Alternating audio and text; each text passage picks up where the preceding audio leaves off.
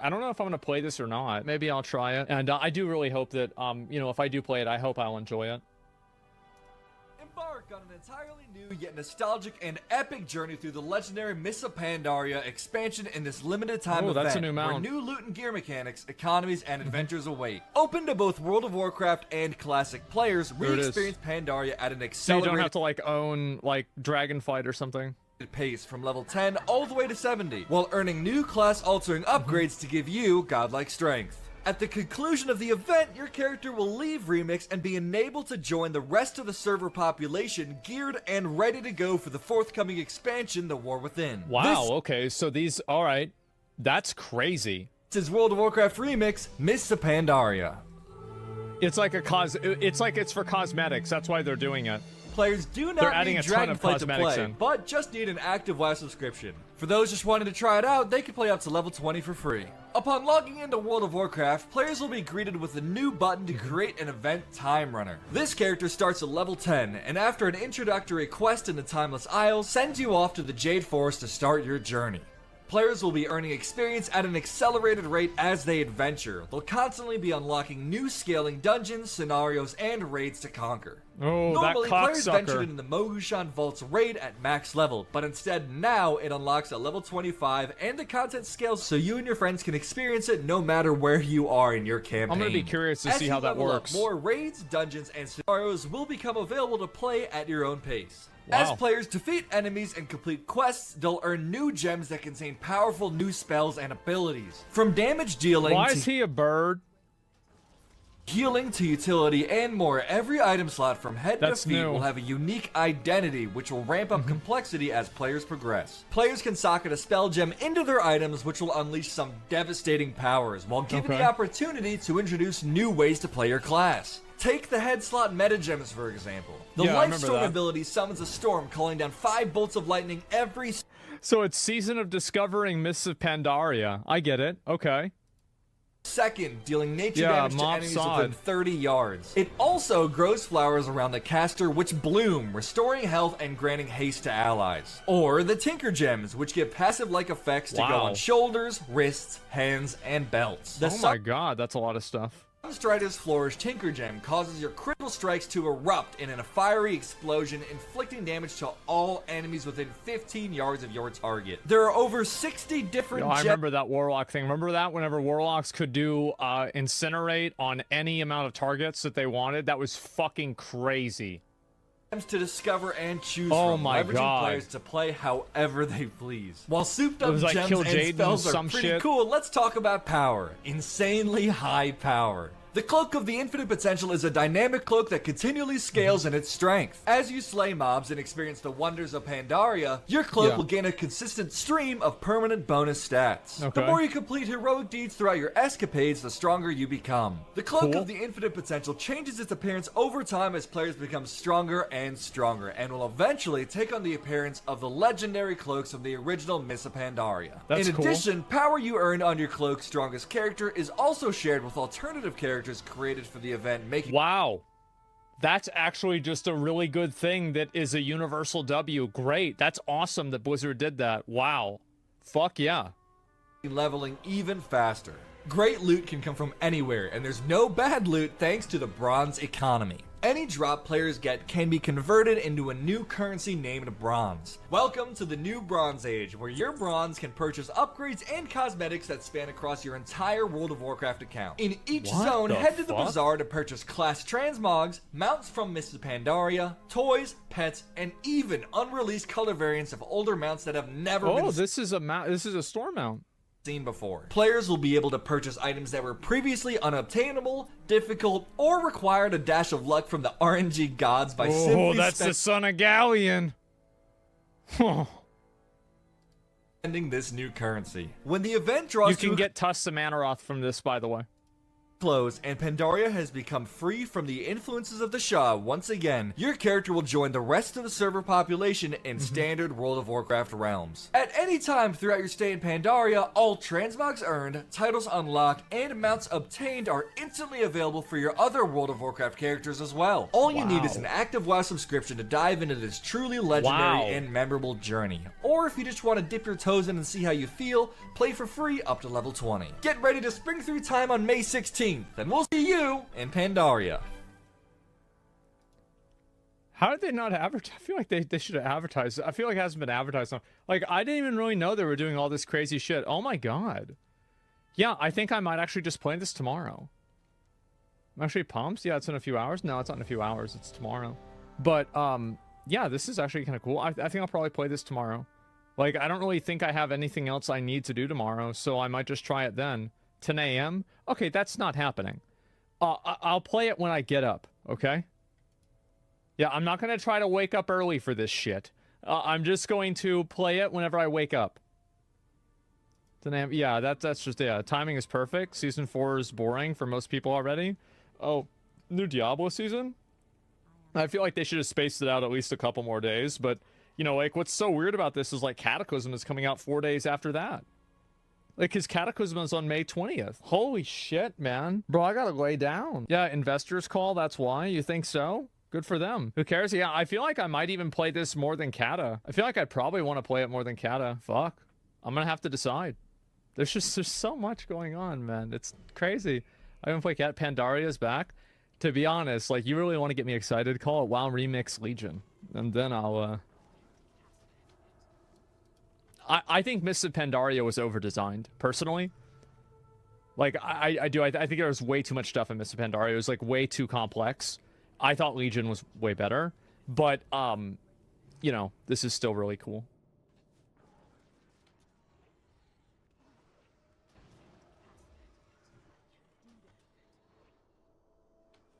I thought the title said he's not playing this. The fuck, I got you baited into hate watching. Fuck. Phil, for my... How dare you use your own spell on me, Potter? I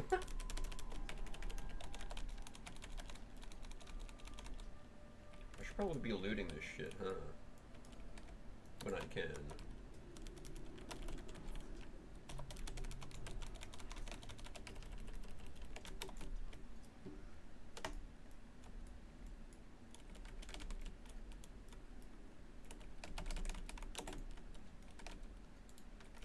Can't we do like huge big pulls, or is that not till later?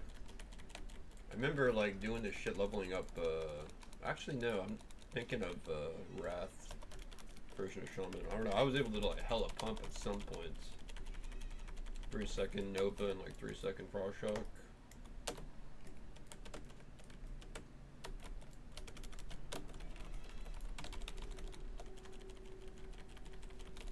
Fucking hell, this thing cost a lot of focus. I wonder if it would have been better for me to go survival or marksman.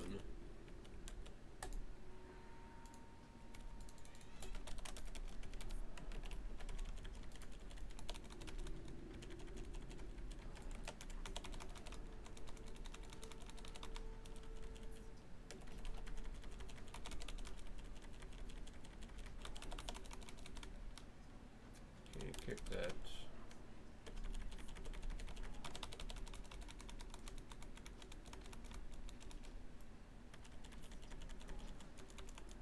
Oh shit, my bad, I have a fucking growl on. But I turned that off. Whoops. There goes Howard.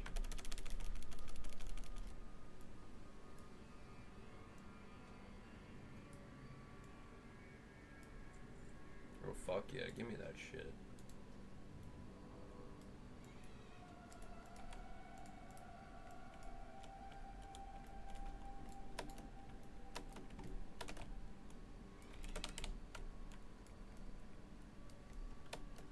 Uh-oh. Hold on. Oh, whoops. Forgot to dismiss my pet. Big hunter noob move. Okay, no, he's good.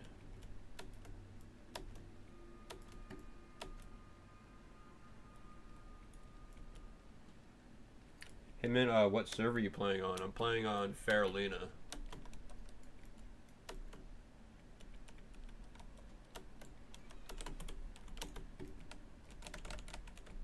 That's where my my shaman's at. But it's on a different account.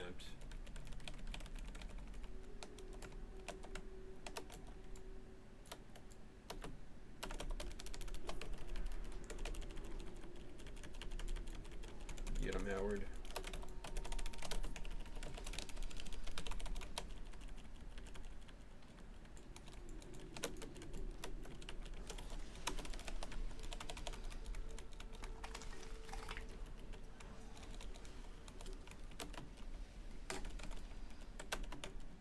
The old Advent Gold server.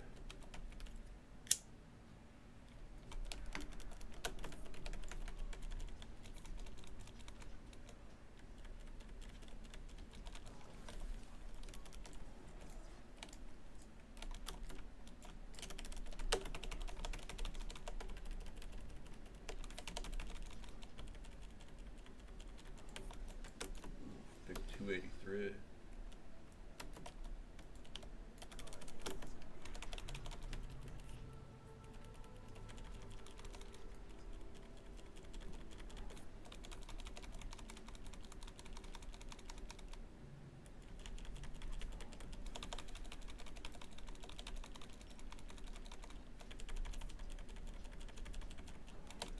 Oh, this is a boss. Oh, okay. I was like, how come this guy's not dying so quickly? They moved the boss over here. I think in Cataclysm they made Wailing Caverns a lot shorter than it normally is. Because this guy is like supposed to be like the last boss, I'm pretty sure. Pythus? No, never mind.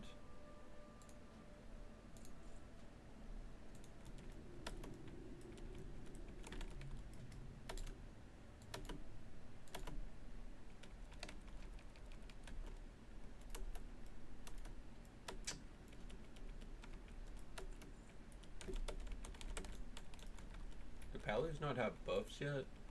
I guess we got like devotion aura.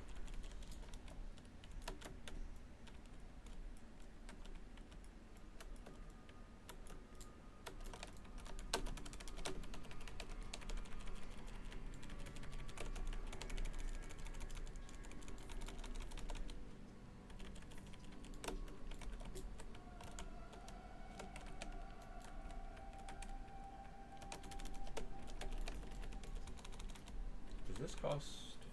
Okay, I almost thought that cost a focus to put up Hunter's Mark.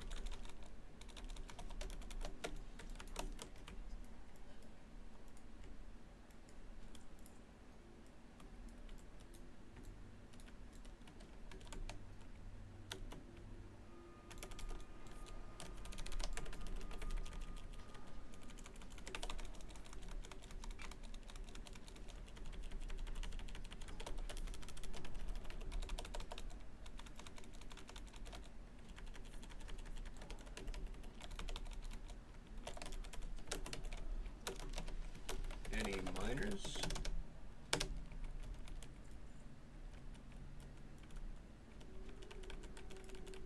I'm gonna take that silence as a no.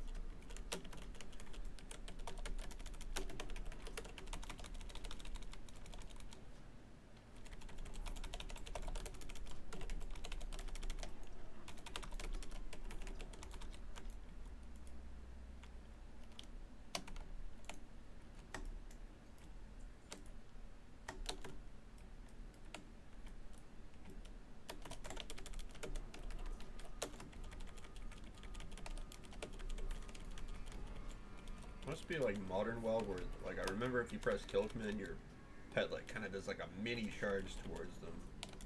That has to be retail.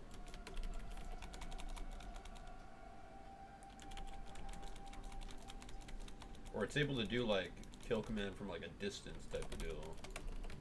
A lot smoother than this.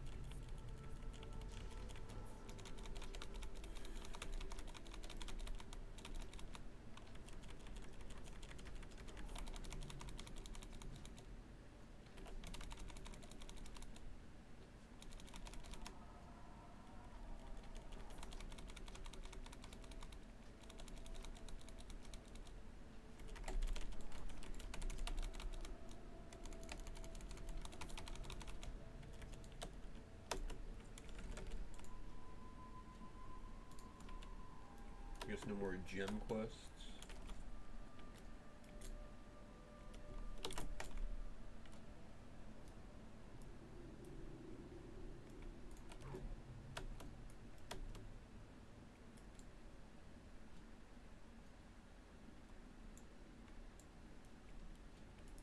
There's no way my pet's gonna go all the way around.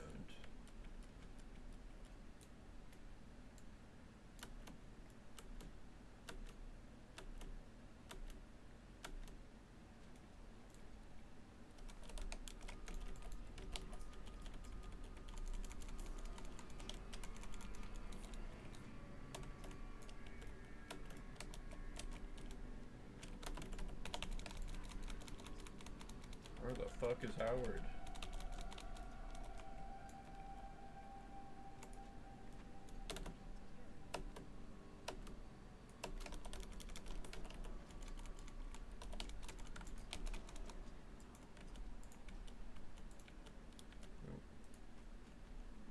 Equip this.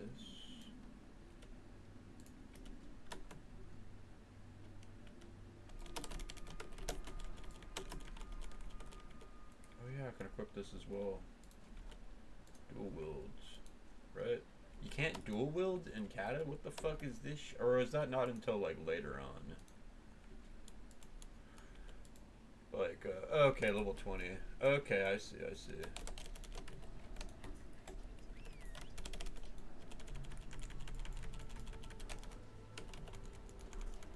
Yeah, BM is fucking clunky as hell to play.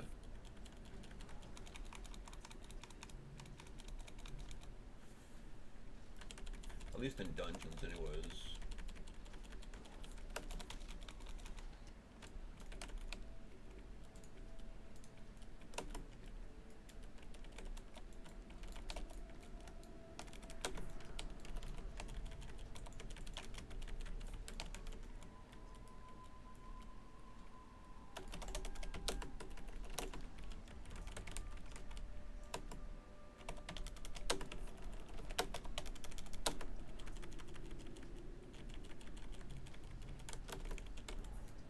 Bros, can I get a goddamn flower? You guys have been picking these like all dungeon.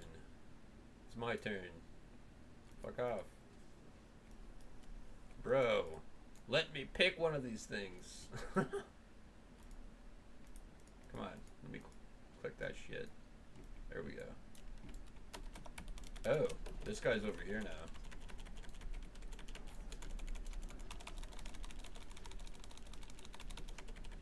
Can he be stunned? Oh yeah.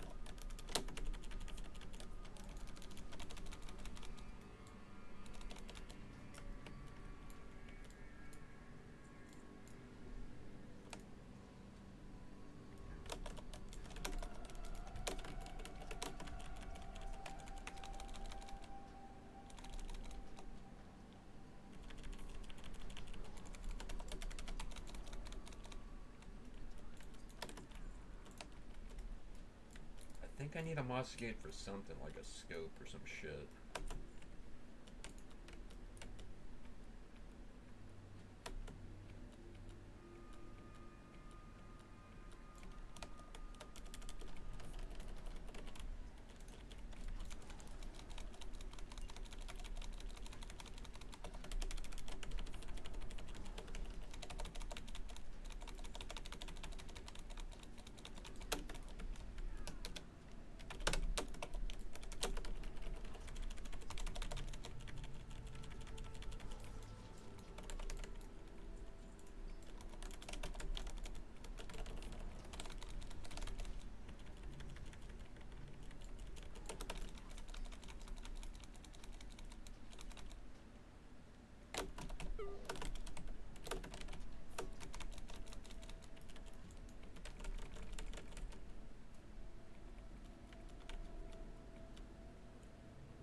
So apparently my raid, well, my guild's gonna be doing like PTR raiding, so I'm wondering if like they want me to go along, or they're like, yeah, go ahead and level. It's like that's like a free level 80 or whatever, 85, just to test out. It'd be something new, actually. I don't know. Maybe it'd be worth. I'm just wondering how long that'll take to download the.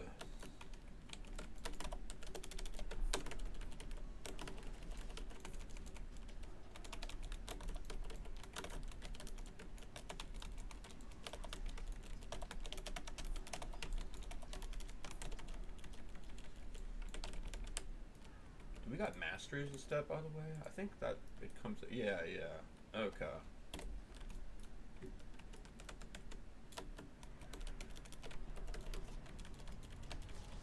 They changed this.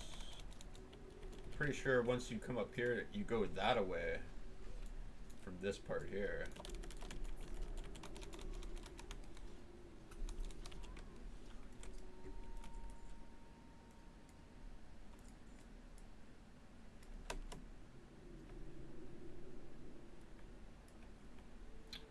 What else are we doing in here besides the flower? Oh yeah, kill each of these dudes.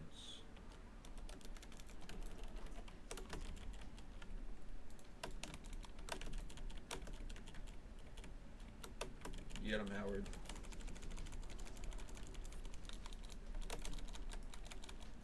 Well, I got like a pet spell. Okay. I could swear boars had like a charge ability that like stuns for like half a second or like a second. I wonder if they took that away in cata.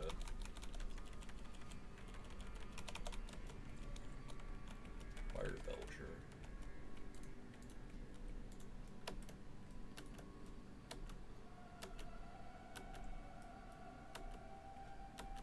Yeah, they changed that up. They like cut like a whole big, like it's not even on the map actually.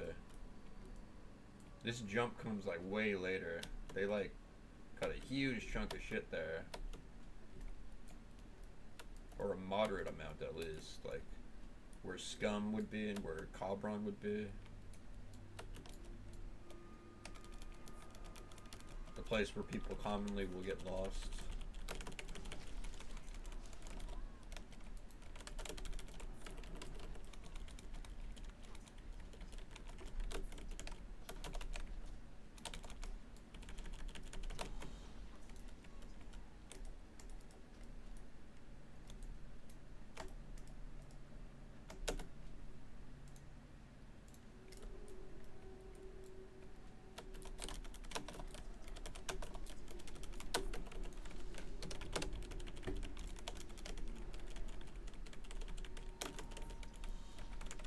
Oh, Serpentis. Yeah.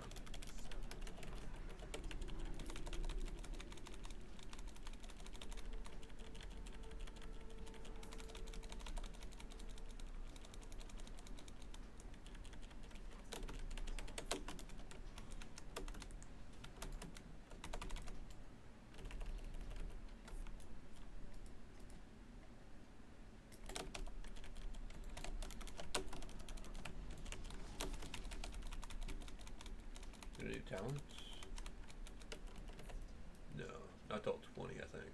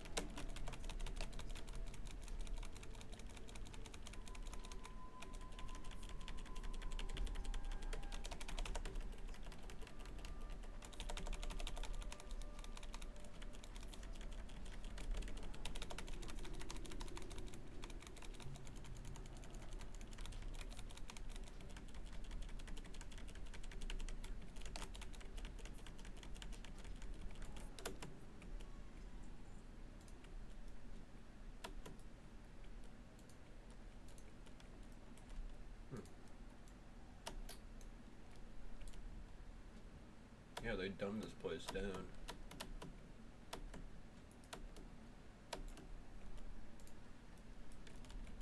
Alright, I'm ready for the big, juicy experience.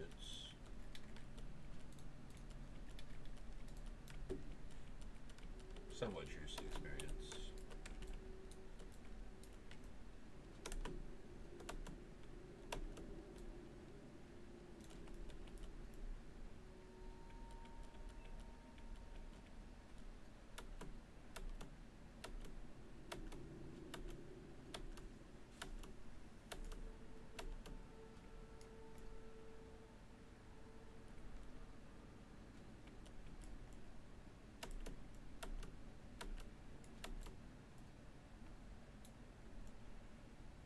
Is there an end boss fight of this place? This guy's just been chilling here. Wait, what? How did he get there? Oh, he probably like left the dungeon or some shit like that. Re-entered.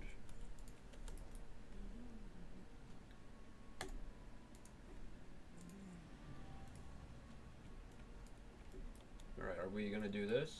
Let's do this.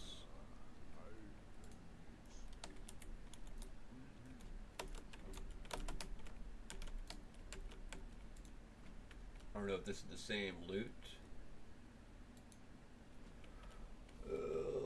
Same as Wrath? I don't know.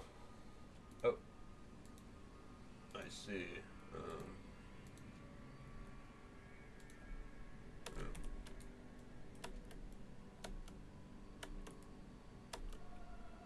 Man, I keep wanting to press my 3 key and like put up lightning shields.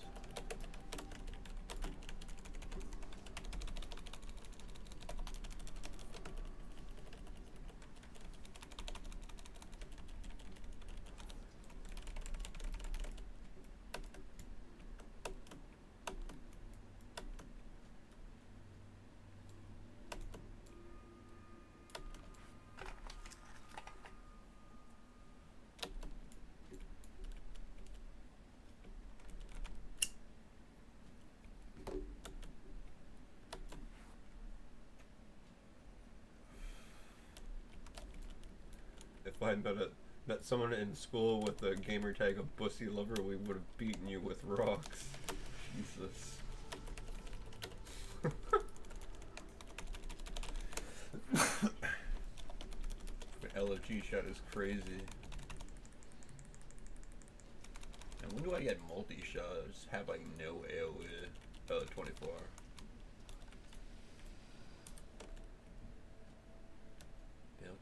Monkey. I want.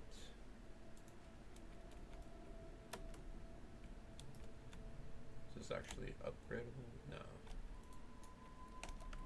Give me that.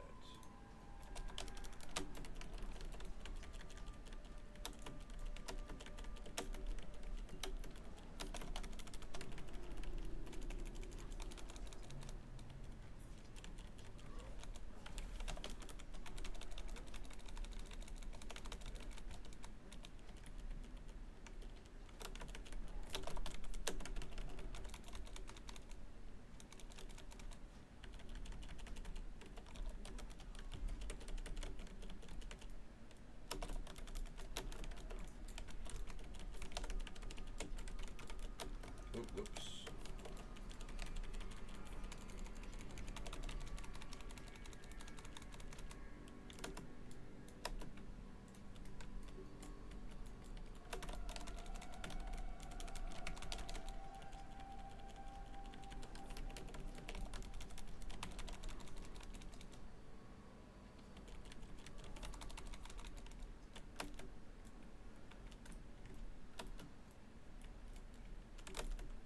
I think we get like a fat experience bonus at the end here. Plus a satchel. Interesting.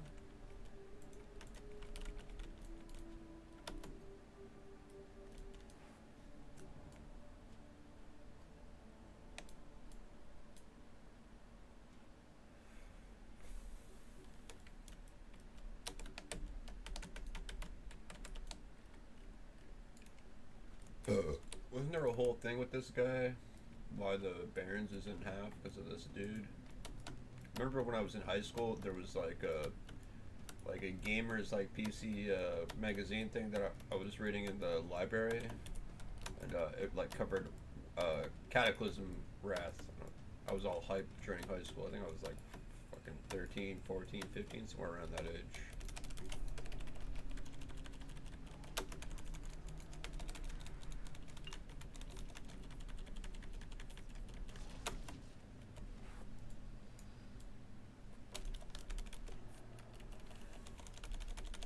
Might have been around the time I got my first girlfriend, I think. Or Mr. Pandaria.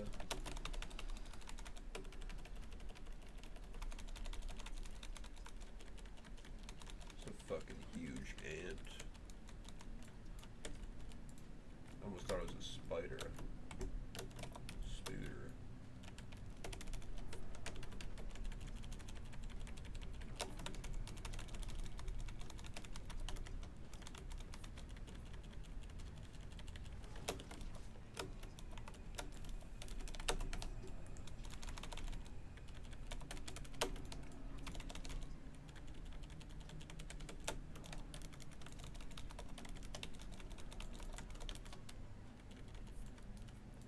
Maybe I should do something else. Like, I think I get more AoE with survival. I think there's like 2 skills you get for choosing it. Oh shit! I can give my pet shit. Wait, or no, he's a tenacious pet. I need like a DPS pet, but I can give this guy talent points. Since when? Huh. Well, there's the charge ability I was talking about. It's like, where the hell is that? Yes, I remember this now. The pets have a whole, like, separate talent tree thing. There's cunning, ferocious, and tenacious pets.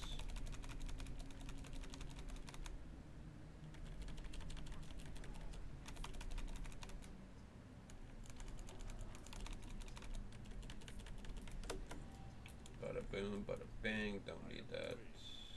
Don't need that. And we get like a satchel. That is kind of horseshit, yeah.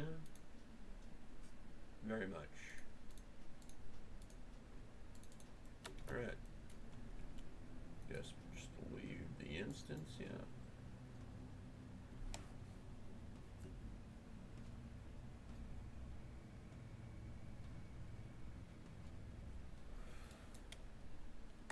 I'm actually gonna head back and train some skills. Fucking hell, we got 4 gold. We have enough for a mount at 20.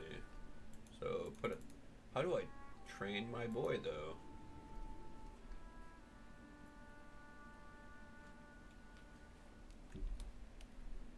Do I gotta go to a pet trainer? Maybe.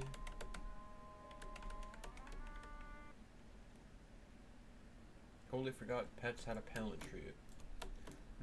They had a talent tree in like Cata and Mop. I think they got rid of that in WoD, I think.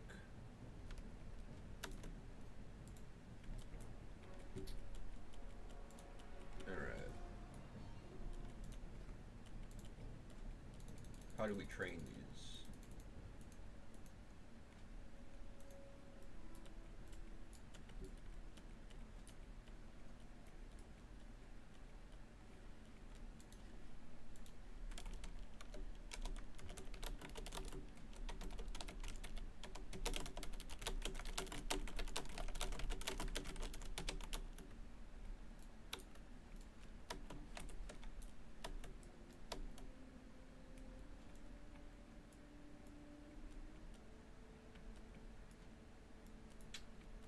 Where's the pet trainer, if there is one?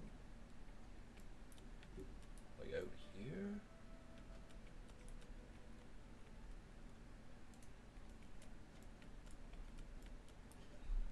Big true.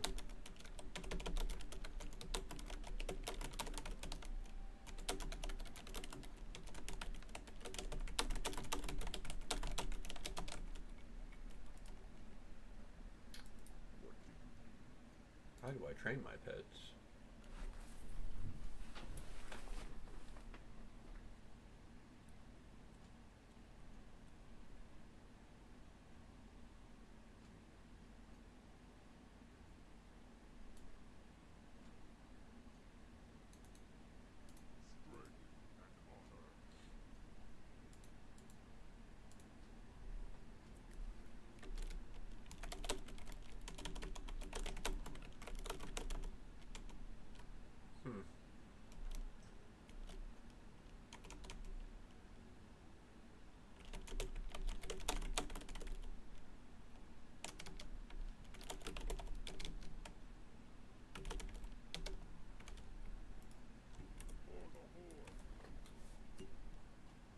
So how do I train my pet? How do I train my dragon? Fuck.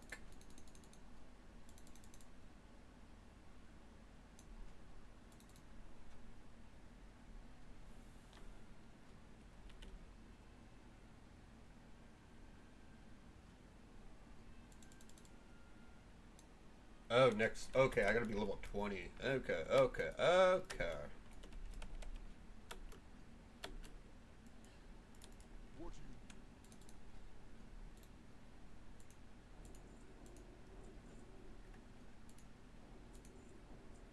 That it?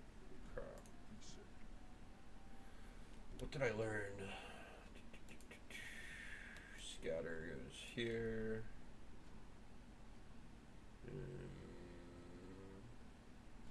Totally forgot I have disengage. Can't really use it unless I'm in combat.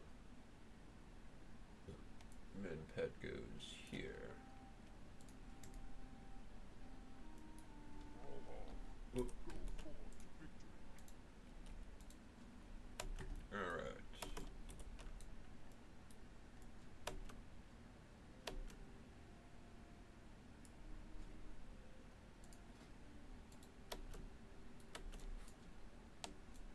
I think I remember I was just like chilling in the cities at some point. Like I just gave up on questing. I just like would watch something on the side or whatever. Watch some Netflix and come back in when the queue pops. I'm pretty sure I remember doing that actually.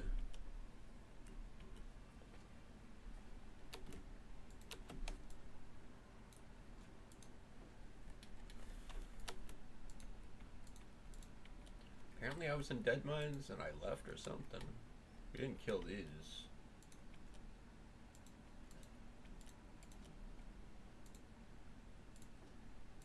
Don't need that. Don't need that.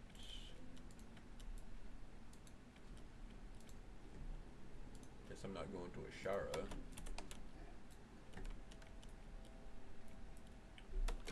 Macro. Focus. Show tooltip. Scatter shot. Or is it? Keywords. Cast. Target.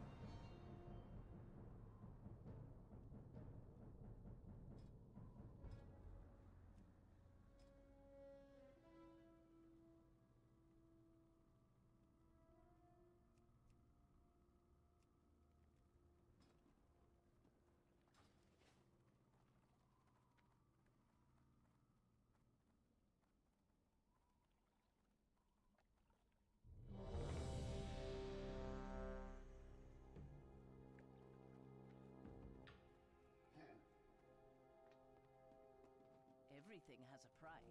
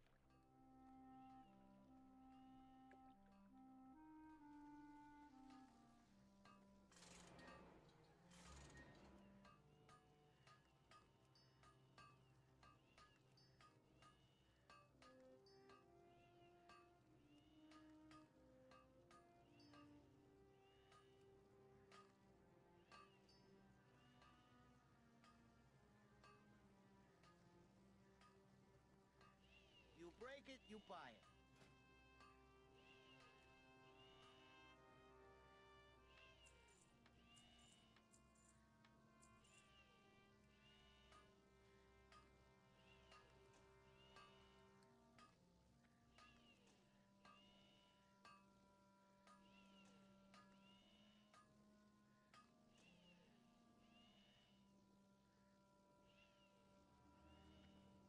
Goblin products are built to blast. Yeah?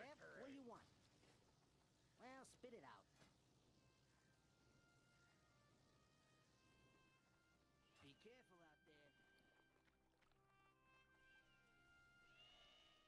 I know a buyer when I see one.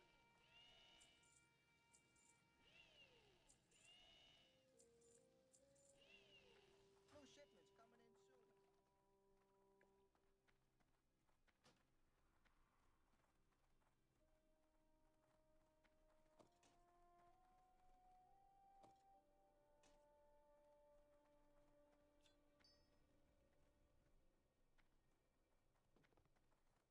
Loktar!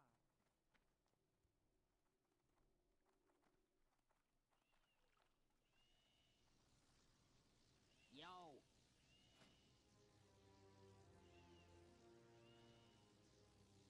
Can I lighten could that help. coin purse up for you?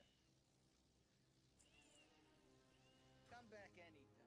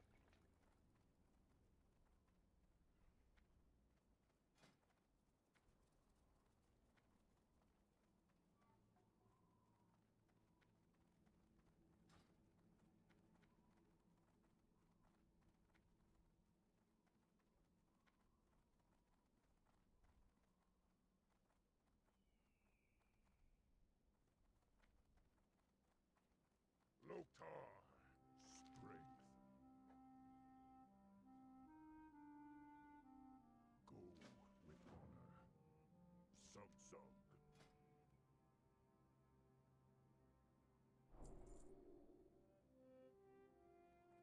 For the Horde.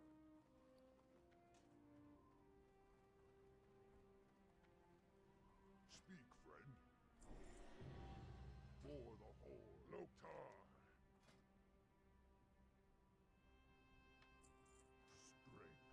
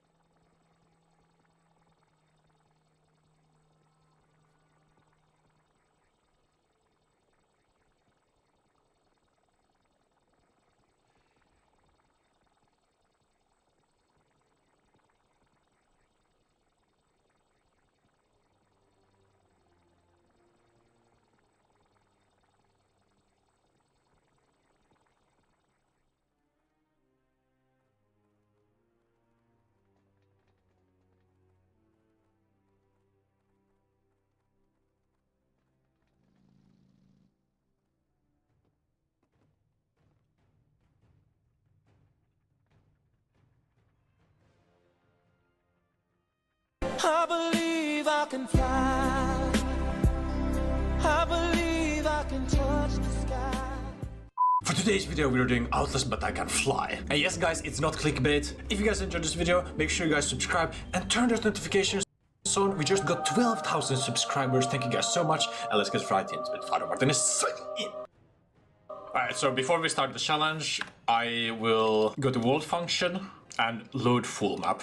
And so yeah guys, for this challenge there are no rules. I will just try to complete the chapter normally, I guess. But I don't have to do like every cutscene, everything how it's supposed to be. I will just do how I feel like. So let's go. Father Martin is signing in. So I use 2 commands for this, and yeah, I can do like this, and yeah. Also, there's no fall damage.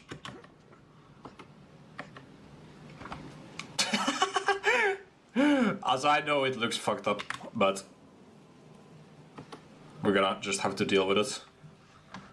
Okay, so let's fly up here.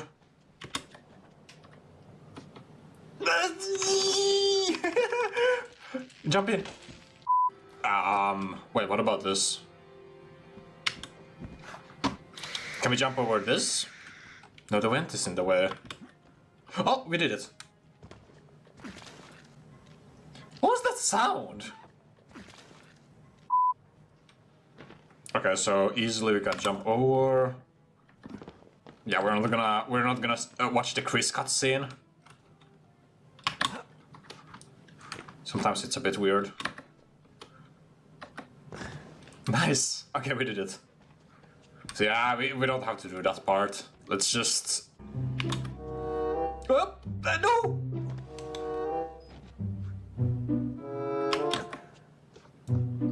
Come on! I turned ghost by accident. It's gonna deload. Yep.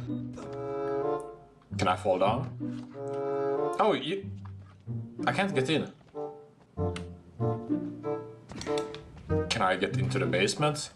Oh yeah, I can't get in because I loaded the full map.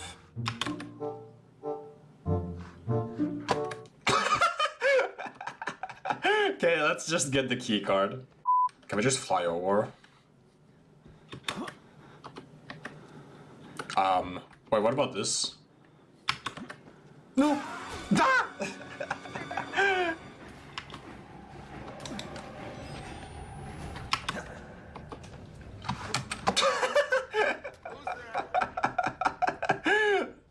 Okay. Okay, and then... What?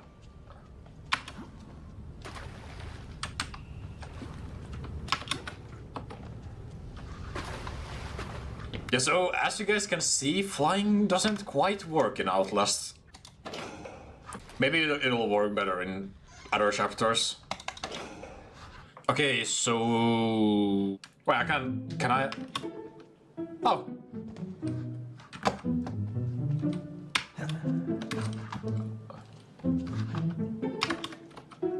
Nice! This is so weird without the music. Oh, lab stairs are gonna be funny. Lab is gonna be funny. We can just skip everything. Wait, hold up. Oh, you can't. Can you hear? Oh, here you can.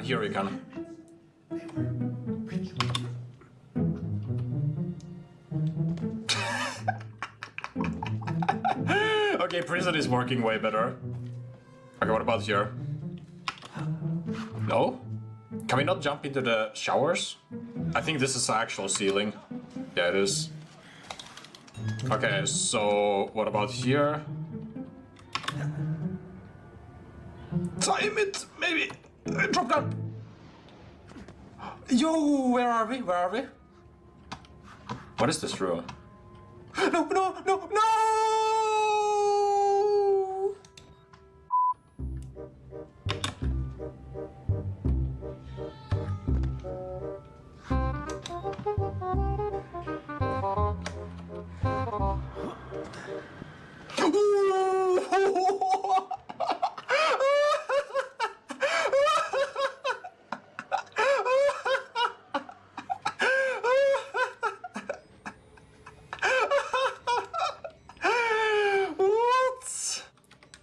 There's his foot. Wait, what? Is it because I loaded the full map? It shouldn't have a collision. Yeah, okay. Oh. Yo, Chris! Yo, Chris! Bye-bye.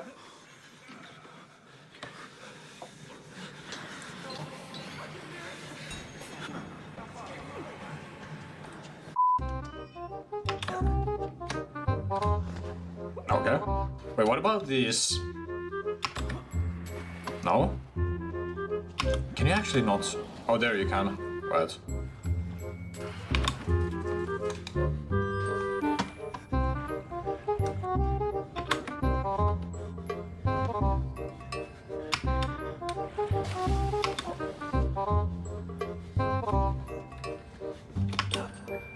I believe I can fly. We're flying!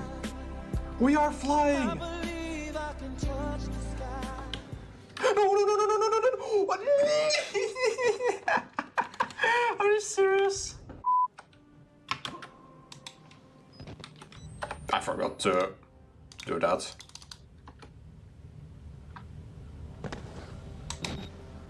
How are we here? Wait, that's where I wanna go.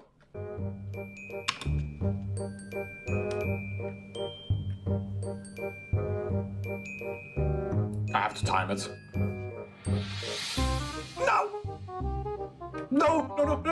No, I fucked up. I landed.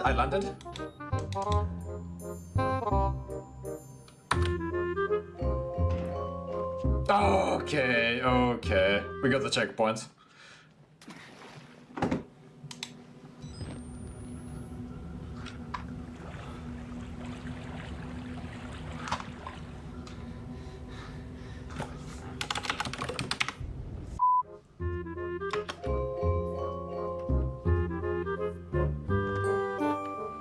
Keep forgetting to do this.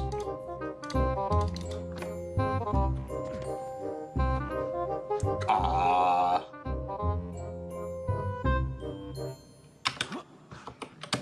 No. It's hard to fly. I don't know what to tell you guys. It's hard to fly. Okay, now full map. Let's just get to mail ward. Okay. How is this gonna work? Wait, is it because I loaded the full map? Okay, here we can jump. Wait. Oh, what?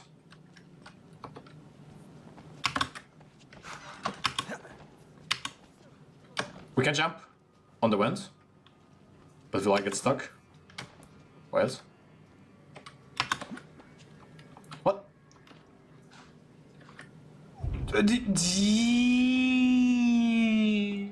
Brah.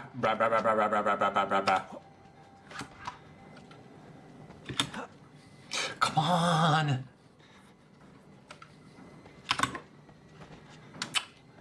Really? Can I not skip anything? You know what? I think for this chapter we should do that.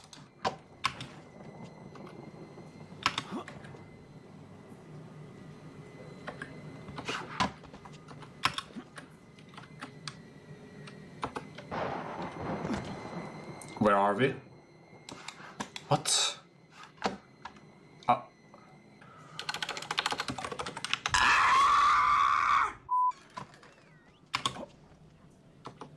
Go back. Down. No. Mailward? Oh, hello?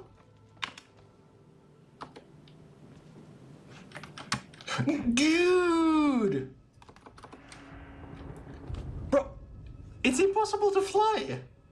You can't fly in this game. You literally can't fly in this game. You know, I'm gonna have to do something like.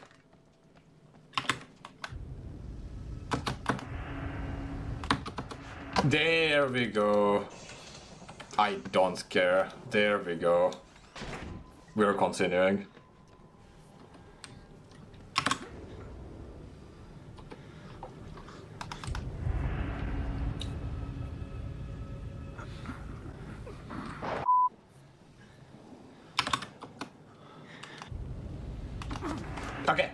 Okay. And then...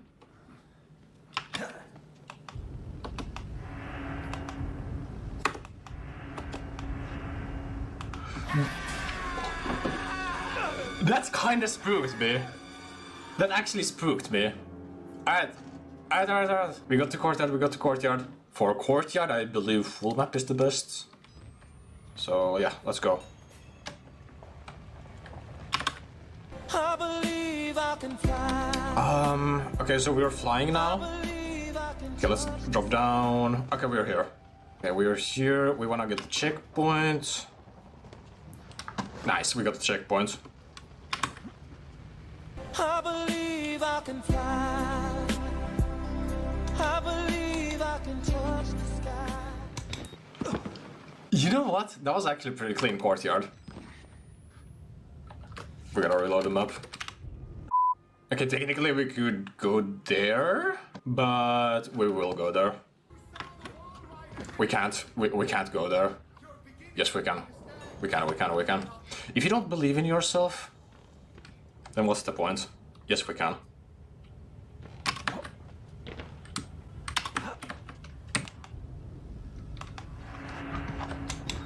No, we're stuck.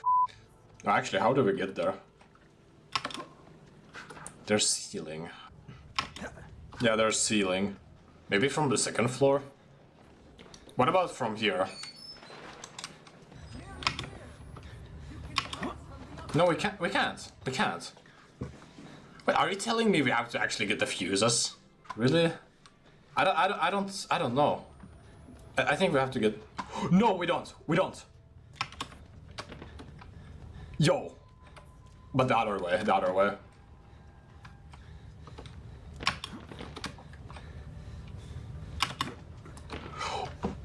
No, I meant this way. Oh!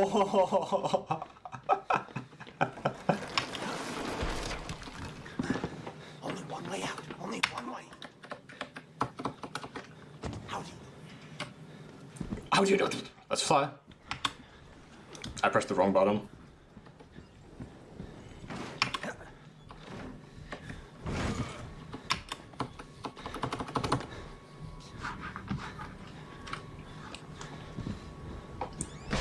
Wait, technically we can just fly to lab. We can't jump in there. Yeah, we can't jump in there. We don't want to waste time.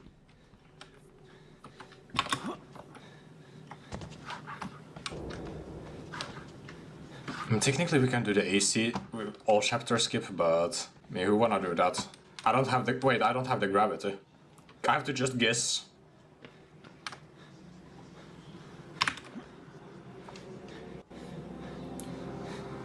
Maybe now down? If I get the checkpoint. Yeah, no way. I didn't get the checkpoint. If I got that checkpoint, that would have been crazy. Missed it. Wait, what about I run? And then switch gravity? And then press this. No, what?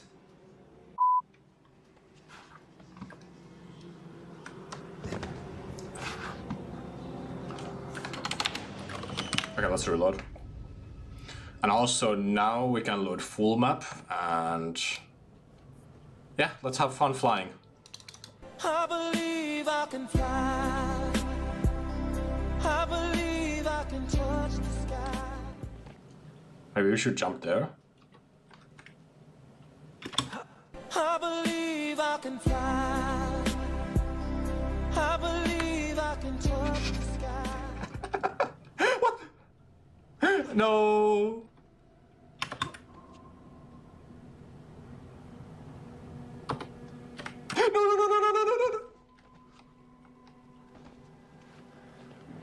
Okay, where is it? It's there.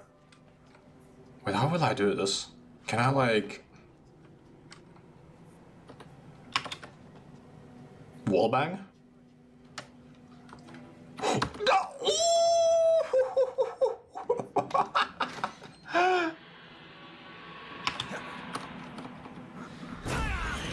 Nice.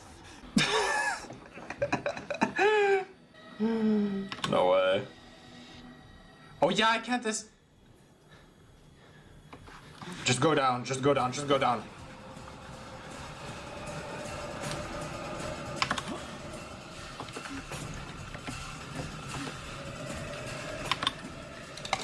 The doors are closed, the doors are closed!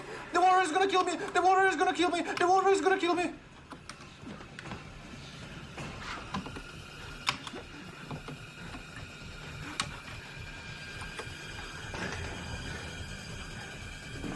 I almost died by the wall rider. Lol. Beautiful challenge. GG. And the first one who comments Outlast but not flying gets a pinned comment. Well, we did it. We finished the challenge. Outlast but I can fly.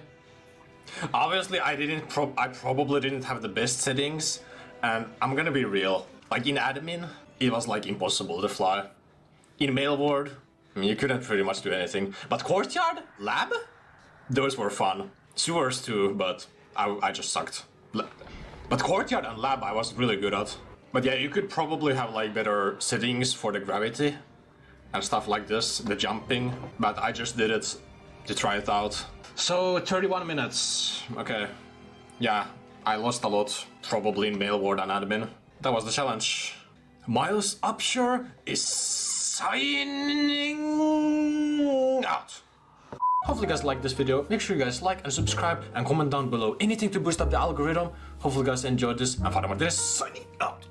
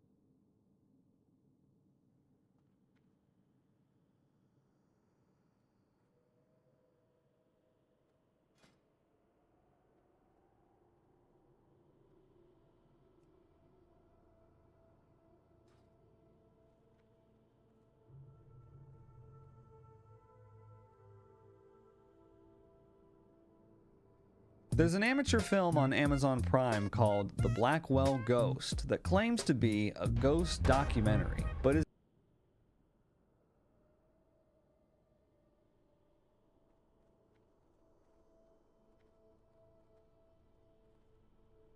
is it real or is it fake?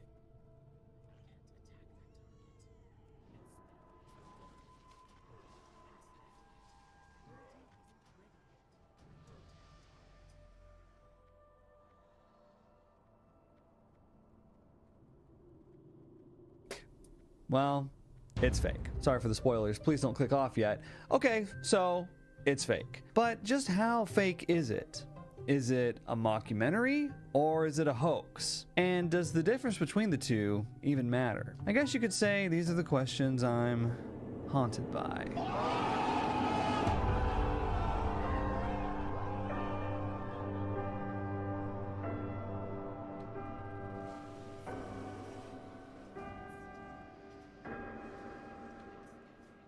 After my last video on the unintentionally hilarious ghost hunting show, 28 Days Haunted, You stay back! I asked you all for some suggestions on what to watch next. One of the most requested was this series called Mountain Monsters, which was about a ragtag crew of mountain men who inexplicably have encounters with Bigfoot pretty much every episode. And while I found Mountain Monsters to be very entertaining, the show didn't even try to hide the fact that it was fake. It's Bigfoot time! Now, they still keep up the facade that this is a real show where they chase real big feet. But the things that happen in Mountain Monsters are so outlandish, so ridiculous, that they make it pretty obvious the show isn't meant to be taken seriously. There's species here, species there, more species here. I mean, just look at this. And I mean, he's getting in motion.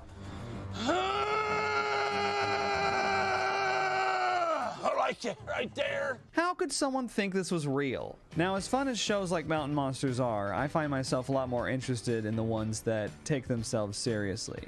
And after looking around a bit, my wife found one that seemed to fit the bill, The Blackwell Ghost. You know, it's embarrassing when I have to go downstairs and tell my mom that I'm a ghost hunter. The Blackwell Ghost starts off by introducing us to its star director, Turner Clay. And Turner is a real person. He's an indie film director. He has an IMDb page. He's even directed a few zombie movies. And for the next page in his career, he's making a ghost documentary, as he constantly reminds us. So as you know, I'm doing a documentary on ghosts. This documentary, because I'm making a documentary, doing a ghost documentary. This documentary is probably gonna suck. So, what's this ghost documentary about? Well, once I heard these magic words, I was hooked. I'm ready for a challenge, and that is to prove that ghosts exist. Maybe it was just because I came right off the heels of watching Mountain Monsters, but I found the air of sincerity very refreshing. I mean, here's this real person, this film director, who wants to make a documentary about ghosts. Great. Let's see it. Turner starts off by showing us a viral ghost video from a hotel, where a security guard gets spooked by something he sees in a hotel room. Inexplicably, someone was apparently recording the walkie-talkie audio. Now, it was pretty clear to me that this clip was fake. Surprisingly, Turner agrees. Please don't take offense by this, but I think that the video is fake. He even calls up the guy who uploaded the viral video to let him know what he thinks. Well, it just seems like a bunch of visual effects to me, and I would appreciate it if you just told me. Yeah, that's right.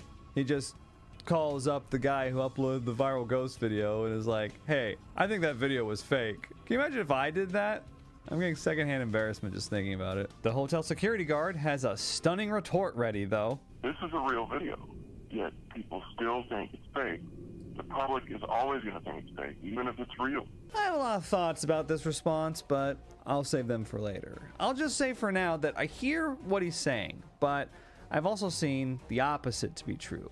There's a good portion of the public that believes these ghost videos are real. and they get very annoyed at you if you try to prove otherwise. Everybody tries to make it look fake. Fuckers. Now, the first time I started to suspect something was up with the Blackwell ghost was when Turner announces he found a new ghost clip that he found convincing. You know, when I put myself on a forum looking for ghost footage, I was approached by a lot of people that had ghost footage, but as you would probably guess, most of it was just complete bullshit. But one actually stuck out to me enough to make me turn the camera back on. And what he shows us is this. That's pretty much it. Now, we're almost 10 minutes into this thing, and I'd like to think that up to this point I kept a pretty open mind. But this set off all sorts of red flags with me, and I started thinking, oh, he's faking it. You gotta remember, I'm just a real guy just watching this. Sure, Turner, that's why you're impressed with the exact same ghost effect You can definitely see whatever is crossing that thing. that you saw in the video you thought was fake. Well, it just seems like a bunch of visual effects to me. He's also watching this video in Adobe Premiere, an editing program I'm unfortunately very familiar with. And I can't help but notice that the title of the video he's watching is Greg Ghost Video Finished. Finished? What's there to finish? I thought this was raw video recorded from someone's home. Putting the word finished or even final in a video file title is a trademark move by video editors when they've gone multiple rounds on an edit. Surely this ghost video wasn't edited. Perhaps by the same person who edited the viral hotel video? It's the exact same effect. But I'm doing a ghost documentary, and this is actually pretty exciting. Turner calls Greg, the guy who sent him the video, and Greg invites Turner and his wife to come check out the house where the video was shot. Turner ends up flying his own plane out there, and they meet up with Greg. The first thing they do is go check out the fabled security camera that shot the video Turner thought was so convincing. It is, and it's got great quality. It works well for all sorts of things. What sorts of things, Greg? Greg gives them a grand tour of the house So you claim that this house is haunted? before showing them something really strange. What I'm about to show you may make you want to run out of this house screaming, so off to the basement. He shows them an old well. It's actually a well, and it used to serve as the house's main source of water. And of course, the well has a horrific story. The house was built in around 1930, and the gentleman who built the house had a wife who was a little on the psycho side.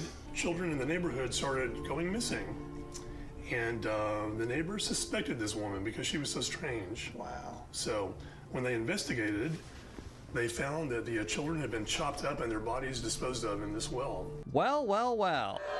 I wonder if that story's ever gonna come back up later. Now, let's talk about this well. So, I live in Texas and we don't have basements here because of how much clay is in our soil, so I'm no expert, but I would just think that this would be a huge flooding risk. I also can't help but notice it isn't bolted down or anything. Greg has also done something peculiar with the well. What is this thing? What is that? Well, that's our only way to access this. This thing weighs about as much as a house. Believe it or not, the pliers come up again. The pliers are actually a big deal. And if you told me that I would be saying the sentence, the pliers are actually a big deal, about this ghost documentary, I probably wouldn't have watched it in the first place. But I digress. Well, I appreciate it. So Turner and his wife Terry say goodbye to Greg and his weird stories and go back home. Terry's daily activities of staring into nothing gets interrupted a few weeks later by Turner reading off an email from Greg. As I told you, I'm going out of the country for a couple months and wanted to offer you the opportunity to stay in my home while I'm away. So of course they go back to Greg's house,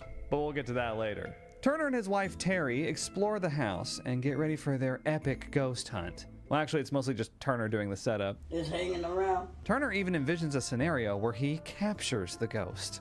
When you read about hunting ghosts, you figure out ways to capture them. Does it have to be 1 ply or 2 ply? Just be quiet. Come on, man. Be pliant was right there. You could have said be pliant. Oh, shut up. Anyway, so he puts this ball on the table, and his explanation is that ghosts like to play with balls. Ghosts are kind of like boys in the fact that if they see a ball, they just kind of want to move it. All right, man, whatever you say. I would kick the shit out of that. Turner sets up a bunch of cameras, and they're all set for their ghostly encounter. Now, I'm not going to bore you with all the little details of every little thing that happens, because honestly, Not much does. The first night, a lamp turns on. Whoever this ghost is, they're not a fan of low light. On night 2, Turner uses a 16mm film camera at one point and hears some footsteps. But all in all, not much happens. We didn't really see as much as we thought we would, so it's kind of disappointing. Later on night 2, however, Turner and Terry get a knock at the door. And Turner decides to investigate a mysterious alarm sound. Stay here, all right? So the ghost apparently starts a fire in the house. Now, I'm going to show you some clips of Turner walking around the smoke-filled house, and I just want to see if you notice anything strange about it. Call the fire department right now. There's a fire downstairs. Jesus.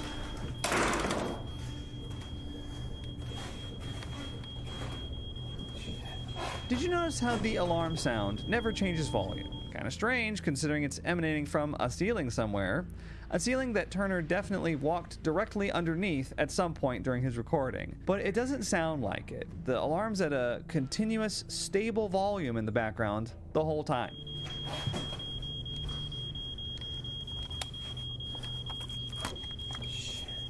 Almost like the sound that's playing in the background is a file called smokealarm.mp3, huh? Well, we'll chalk this one up to a simple editing mistake. There have actually been some much more incriminating mistakes that we've seen up to this point, but I just haven't pointed them out yet. I'm saving them for later, don't worry. So the smoke came from the ghost turning the oven on, and it really freaks Turner out.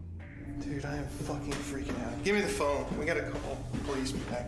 The next day, which is the final day that Turner and Terry are staying at Greg's house, he calls a local organization and asks for microfilms of every newspaper from 1938 to 1942. That's 4,380 newspapers. Surprisingly, he finds exactly what he's looking for in those 4,000 newspapers pretty quickly. I've been looking through microfilmed newspapers for about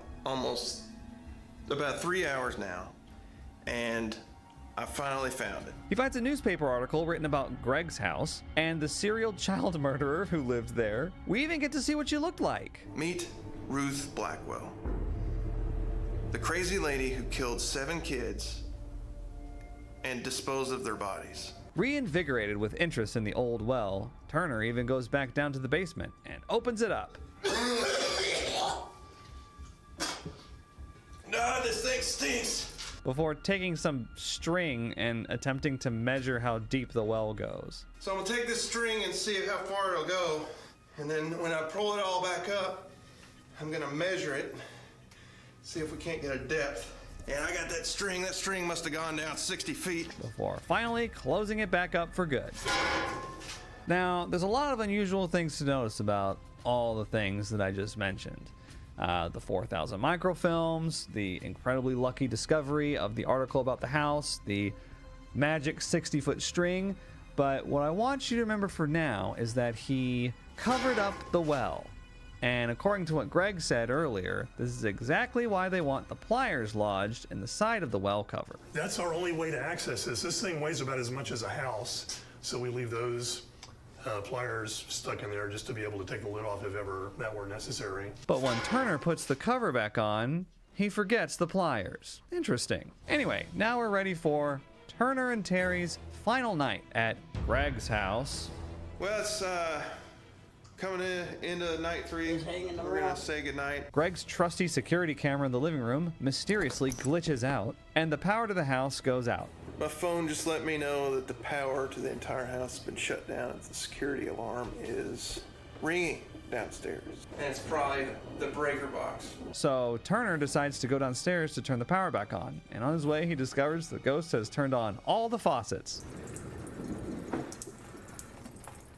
This ghost is so funny. You know, for a serial child murderer, the stuff she does is all pretty harmless. She just likes turning random things on. Lamps, ovens, faucets. If it's turned off, she's gonna mess with it. But Turner's not so amused by it. If you hear me scream, will you call the police, please? Okay. What? Okay. I'm serious, I'm not kidding. Why am I calling the police? You are kidding me right now, right? At this point in the documentary, Terry is phoning it in. I don't know if she was just like, this film's never seen the light of day or what, but she's just out of it. And it's unfortunate because this is the final night. This is the grand finale of the Blackwell Ghost. And it's hard to take it seriously when she's just hanging around. We're not going to do the edit again, but you get the idea. All right, we'll do it one more time. Me? Just hanging around. After Turner's done shutting off all the haunted faucets, he decides to go down to the basement to turn the breaker box back on. And it's so dark down there, he's having trouble seeing. Look, he's even feeling for the breaker box. After he turns it on, though, he sees something truly terrifying.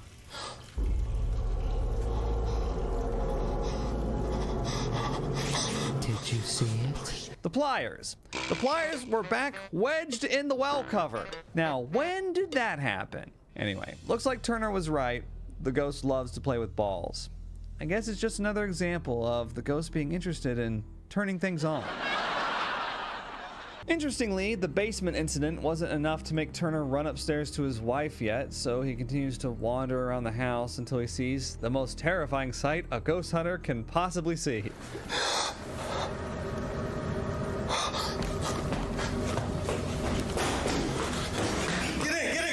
I don't know why seeing the cabinets open is the big grand finale moment, but it's not the first time I've seen a ghost hunter overreact to some open cabinets before. Look at the cabinets! Oh my god. We're at the end of the road now, and it's time for Turner's post-documentary reflections. And it's about what you might expect. John said it best. This is a real video. It came straight from our machine, yet people still think it's fake. The public is always going to think it's fake, even if it's real. No video will ever be enough to make people believe that ghosts are real. I didn't realize at the time how right he was. And he concludes with one last bit of video, revealing that there was a ghostly figure in the basement before he ran out. Was it real, or just an elaborate hoax? It was an elaborate hoax, or actually just a hoax. I feel like putting the word elaborate in there gives it too much credit. So, was the Blackwell ghost fake, or was it real? Well, as you may have guessed by now, it's fake. Big whoop. Doesn't take a super sleuth to figure that one out. And yet, today with media literacy being at an all-time low, I feel like it's still prudent to ask the question, why is it fake? Is it fake because you don't believe in ghosts no matter what evidence is presented, like Turner says at the end? Is it fake because you just had a general feeling that it wasn't real? Like it didn't seem like it was real? Or is it fake because there's tons of editing mistakes and undeniable objective proof? Let's go through it. All right, let's start with the living room video. The one that had Turner, the so-called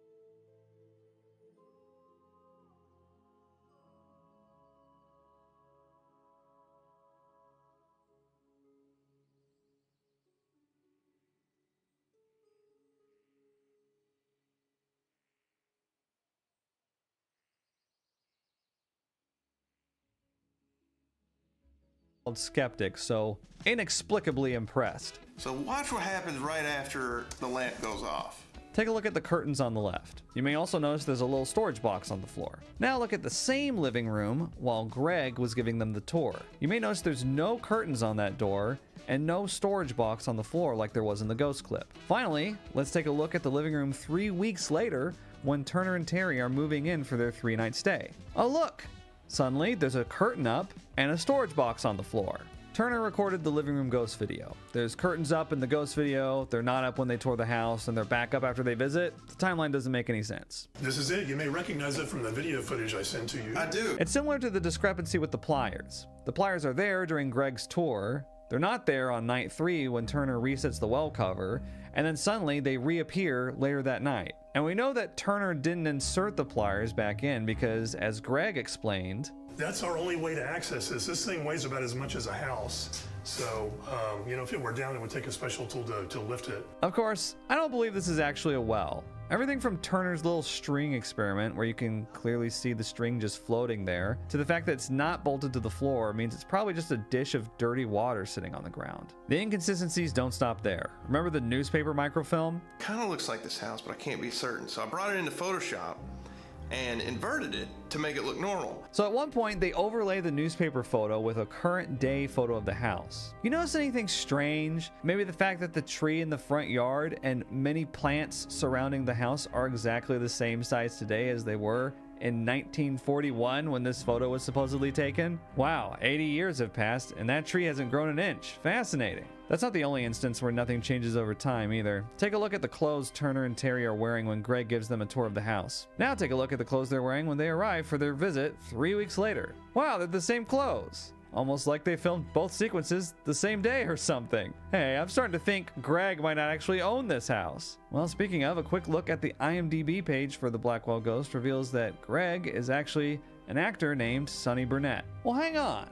If this isn't Greg's house, then whose house is it? Well, I found a very interesting article on a website called The Skeptical Inquirer by a guy named Kenny Biddle, and Kenny noticed a lot of the same discrepancies with the Blackwell Ghost that I did. But Kenny took things a step further and found the actual house from the film on Google Maps. Not only is it not in Pennsylvania like they say in the film, it's in their hometown in Kentucky, so they actually didn't have to fly there. But the owner of the house is, in fact, Turner Clay himself.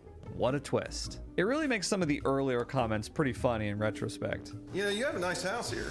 Well, thanks very much. I've really enjoyed living here over the years. Uh-huh, sure you have. Doesn't it sound like a really sarcastic comment to make in hindsight? The weirdest part for me is gonna be sleeping in someone else's bed. Man, Turner really wanted to hammer it home that this was definitely not his house, okay? Didn't you hear Greg earlier? He's really enjoyed living here over the years. All right. So it's fake. So what, you might say? Isn't it just like Blair Witch Project or Paranormal Activity? It's a found footage film just like those. Well, not exactly. Unlike those horror films, the Blackwell Ghost has leaned in very heavily on calling itself a documentary. This documentary. It even lists itself as a documentary on Amazon Prime, something that neither Blair Witch nor Paranormal Activity do on their respective pages. Those movies market themselves as horror films, whereas this one goes out of its way to say that it's all real. It doesn't help that Turner Clay seems to be the filmmaker's real name, and he's a real person with a real film portfolio. He's not playing a character or using a fake name like those in other similar films. My name is Lance Preston. So my question is, why? If it's fake, why can't Turner use a character name? Why label the film as a documentary instead of a horror film? These are hallmarks of the most successful found footage films, so why would you avoid them? Unless you don't want people to think it's a found footage film. I wish we had more information on Turner's thought process with this, and that's why I'm thankful that there's a sequel, The Blackwell Ghost 2.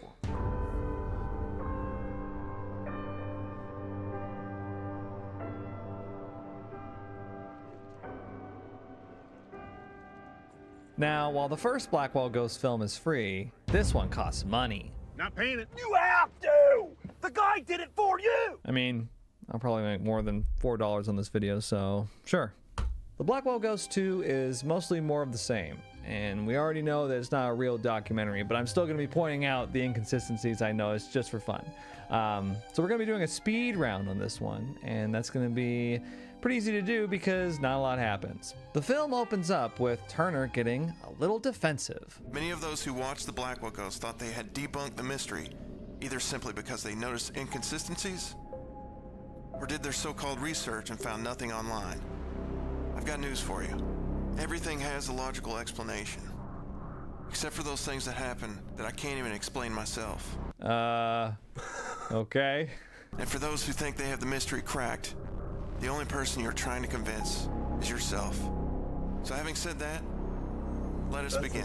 The intro isn't the only place in the Blackwell goes to where Turner addresses the haters, and my reaction to it is just like, wow, you're really doubling down this documentary thing, huh? I also like how he's like, having said that. Having said what, dude? You basically just said, nuh-uh. Anyway, Turner gets a surprise package in the mail. So shortly after I released the first documentary, I received this weird package on my front porch, and I wasn't expecting anything. And it's from someone who claims they knew Ruth Blackwell. So it turns out this woman is a 92-year-old lady named Nancy, living in Florida, who claims she knew Mrs. Blackwell personally. Turner claims he talked to Nancy for hours, but mysteriously, there's no footage shown of it. So I ask her, I'm talking to her on the phone. I talked to her for like an hour. You talked to an old woman who claims she knew Ruth Blackwell on the phone for like an hour, and you didn't record it?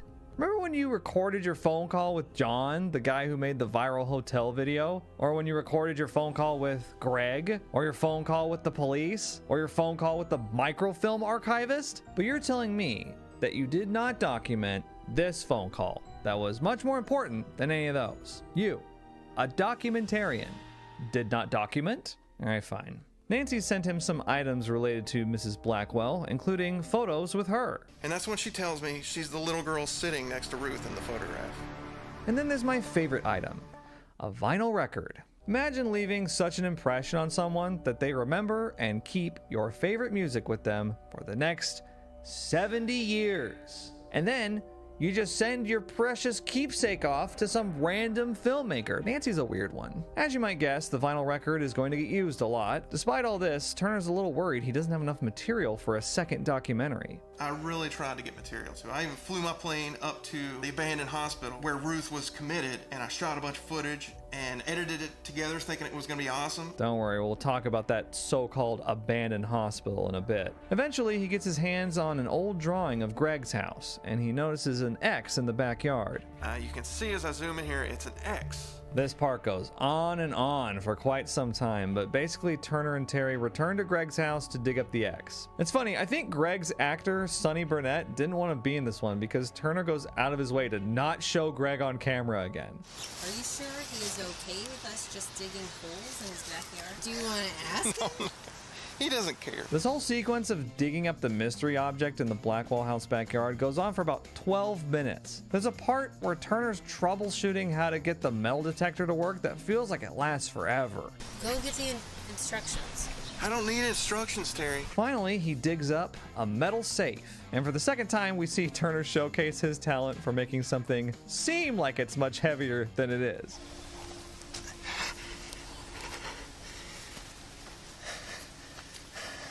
Turner brings the mystery box home to the set of Dexter, his basement, and mentions something about it I found really strange. I actually just went to the local locksmith, and he said, based on what he can tell, it just takes a straight up, flat-tipped skeleton key. We just got done watching like 12 minutes of Turner looking at an old drawing, digging in a backyard, troubleshooting a metal detector. But we didn't get even 30 seconds of his conversation with the locksmith. This is a pattern you'll see plenty of in the sequel. Apparently, a lot of the inconsistencies that were pointed out in the first one left enough of an impression on him that for this one, he just opts not to show stuff instead. But it wasn't a foolproof plan. Take a look at the lock on this thing. It looks like the keyhole is filled with mud. Now, I'm no expert on this line of work, but how exactly did the locksmith inspect the lock if it was full of mud? Seems like that would be impossible. Turner finally gets the safe open and starts scooping out all the mud when he discovers that the box is full of human teeth. Okay, so this is scary. These are human teeth. And then it just kind of cuts to black. Next thing we know, Turner's getting another phone call, and he decided to actually document this one. Whoa, whoa, whoa, whoa!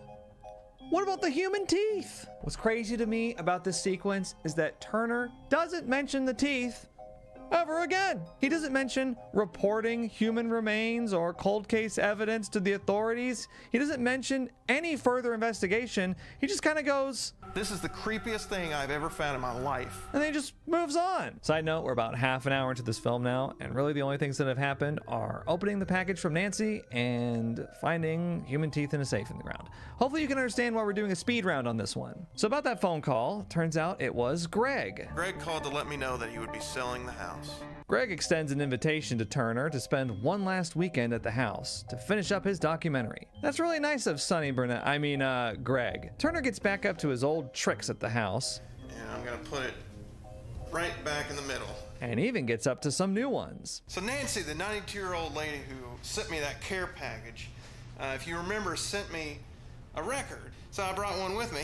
So this is gonna be kind of like the ball on the table. And if she wants to listen to her favorite song, all she's gotta do is kind of click a button and it'll start to play. This record player was the most frustrating part of the film for me. I knew as soon as they introduced the vinyl record that he was gonna have it like suddenly turn on in the other room while he's doing something else, but I underestimated just how many times it was gonna happen.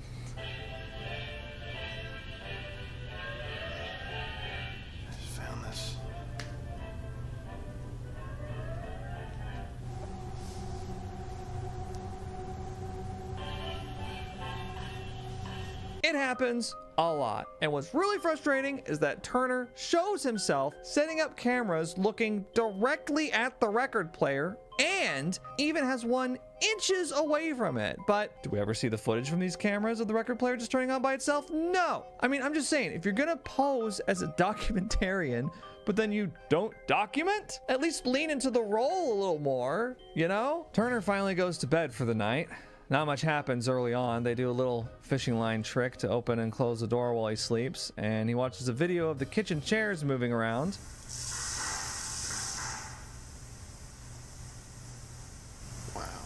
Which I notice he's once again watching the video in Adobe Premiere, just like with the living room ghost video he made in the last film. I don't know why he's watching these videos in an editing program instead of just a media player of some kind. I did notice that he covers up the file name this time. I guess he didn't want to show kitchen ghost video finish.mp4 this time. Now I know a lot of people are gonna be like, this is faked, and you know, I get it. For me right now, this is pretty cool stuff. On night 2, the ball on the table rolls into the basement, and Turner finds it in the basement by the well again. And once again, the ball coming to a stop in the basement is something you'd think we would have footage of, because there's a camera rolling directly on the well at all times. There it is. I'm just gonna leave it right here on this little white thing, and it should be able to always be filming the old well there.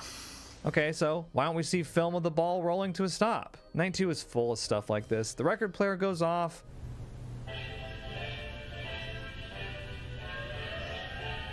But we don't see any footage of either of the two cameras Turner set up in there of it turning on. There's also a part where the ghost rings the doorbell repeatedly. But Turner just walks off and goes upstairs. It's like I've been saying, you're playing a documentarian, so document. Another thing that stands out to me about the sequel is that Ruth has some new tricks. And did you notice how she's not just turning on faucets and lights anymore? I guess she knows it's a sequel and she has to come up with some new material, right? Speaking of new material, what's that I see in this shot? Enhance. Well, well, well. Looks like Greg finally bolted the well cover to the floor. Yeah, Greg's really shored up some inconsistencies in this one. While Turner's pondering the ball, the record player turns on in the background. Funny enough, we get footage of the record spinning after it's already turned on, but not of it turning on by itself. And Turner even shows he has a camera directly pointing at it. It's just so frustrating. Here we are at the final night in the house, and Ruth has saved her grand finale for tonight. For some reason, Turner brought the record player into the living room, which I don't get because in the other room it had two cameras trained on it, so why'd he move it in here? It's good though, because we finally get to see footage of the record player turning on by itself.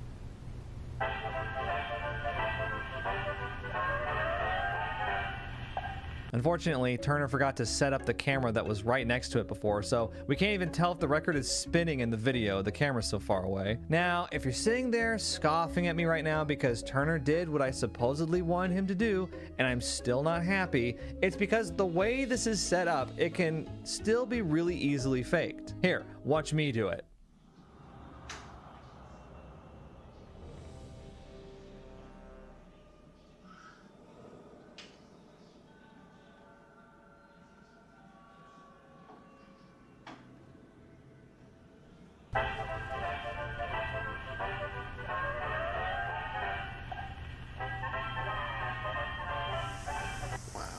Whoa, looks like my house is haunted too. Ooh. Anyway, the record turns on a few more times. One time Turner even reacts to it before the sound starts. Until finally, the doorbell starts going crazy again, and it's time for Ruth's final act.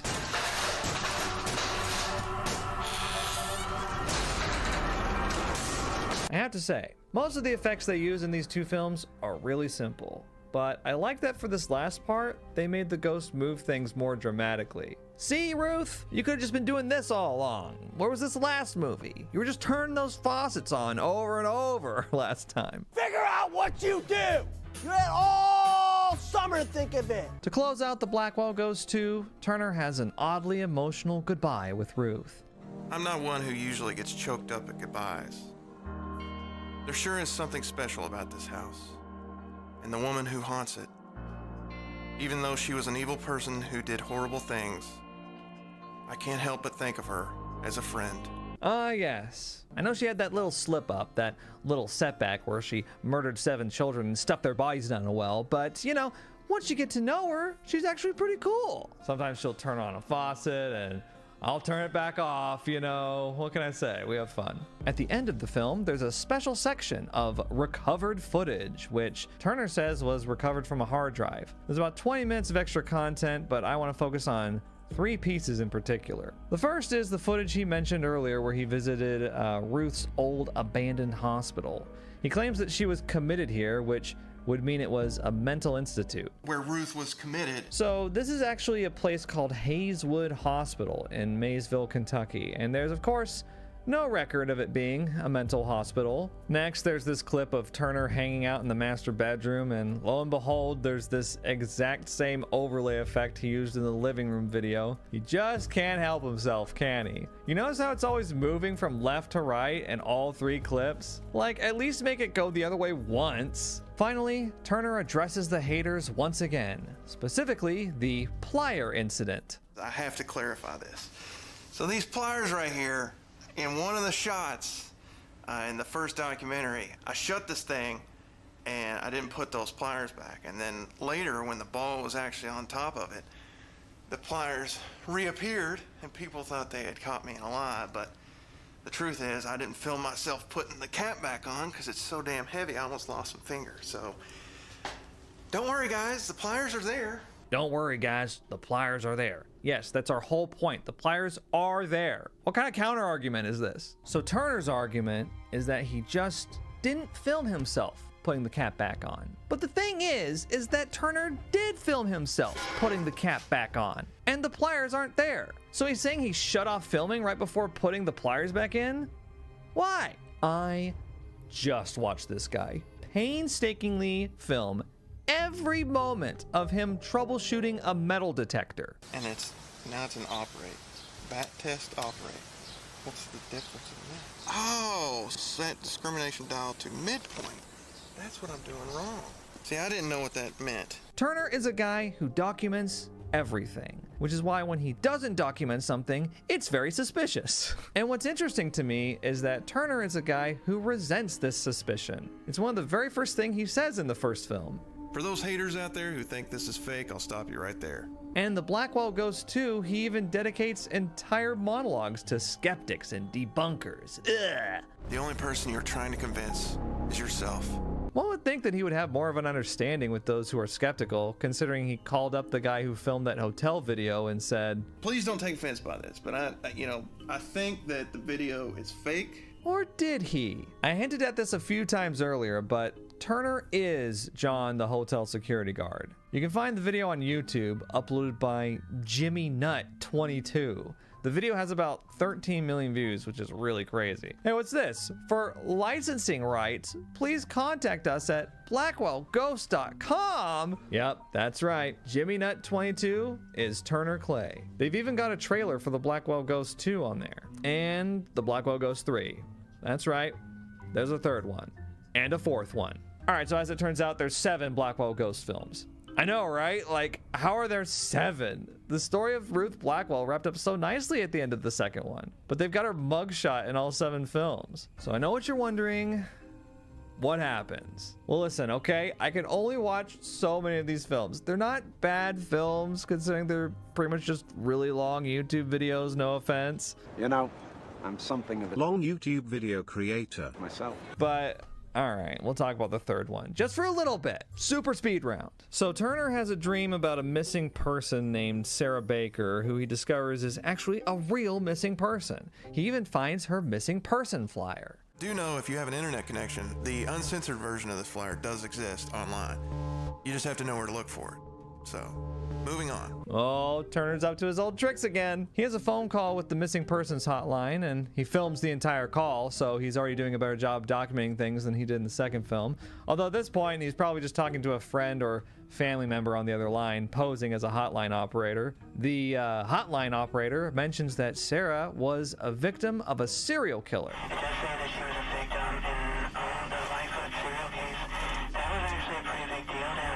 Long story short, Turner ends up tracking down the former home of the Lightfoot serial killer. The house that sits 4 miles off the main road and was the site of roughly 18 separate gruesome murders still stands today, used as a vacation rental property. Upon realizing this, I immediately began planning my visit. So you've probably figured it out by now, but the Blackwell Ghost 3 actually has nothing to do with Ruth Blackwell or Greg's house. It takes place in Florida, and the house he's describing is where all the ghost shenanigans will take place this time. Turner drives out to the house. Out in the middle of nowhere. He pulls up to the house and is so impressed by it that he makes an interesting comment about it. I have the wrong profession, I'll tell you that. An interesting comment to make, considering he ended up being the owner of the house in the last 2 movies. Turner opens up the turquoise front door, walks through the turquoise trimmed entryway into the living room and kitchen, completely covered in turquoise, and even makes note of a turquoise toilet. Turquoise toilet. That's a turquoise toilet. Wow, the serial killer's house is completely covered in turquoise. Come to think of it, the last house had a lot of turquoise in it too, didn't it? There was turquoise in the living spaces, like the dining room. There was turquoise in the bedrooms, although depending on the color grading, this could have been more of a teal, but basically the same thing. And then I remembered, hey, wasn't Turner's family home at the beginning of the first film also plastered in turquoise? Here's Turner in his parents' living room. And look at the wall color in the background. Here's Turner having the phone call with himself about the Hotel Ghost video he made. And once again, look at the color of the walls. Now, considering the Clay family owned both this house and the Blackwell house, what were the chances they also owned the vacation rental home that he's filming this third film in? Well, as it turns out, it's a place called the Blue Creek Lodge in Florida, and this particular unit does happen to also be owned by the Clay family. I'm not going to show their private information, so you'll just have to trust me. And at this point, it shouldn't really be a shock that they own this house too, right? Anyway, Blackwell 3 goes a lot like Blackwell 2. This time, instead of the vinyl record gimmick, they have a phone gimmick.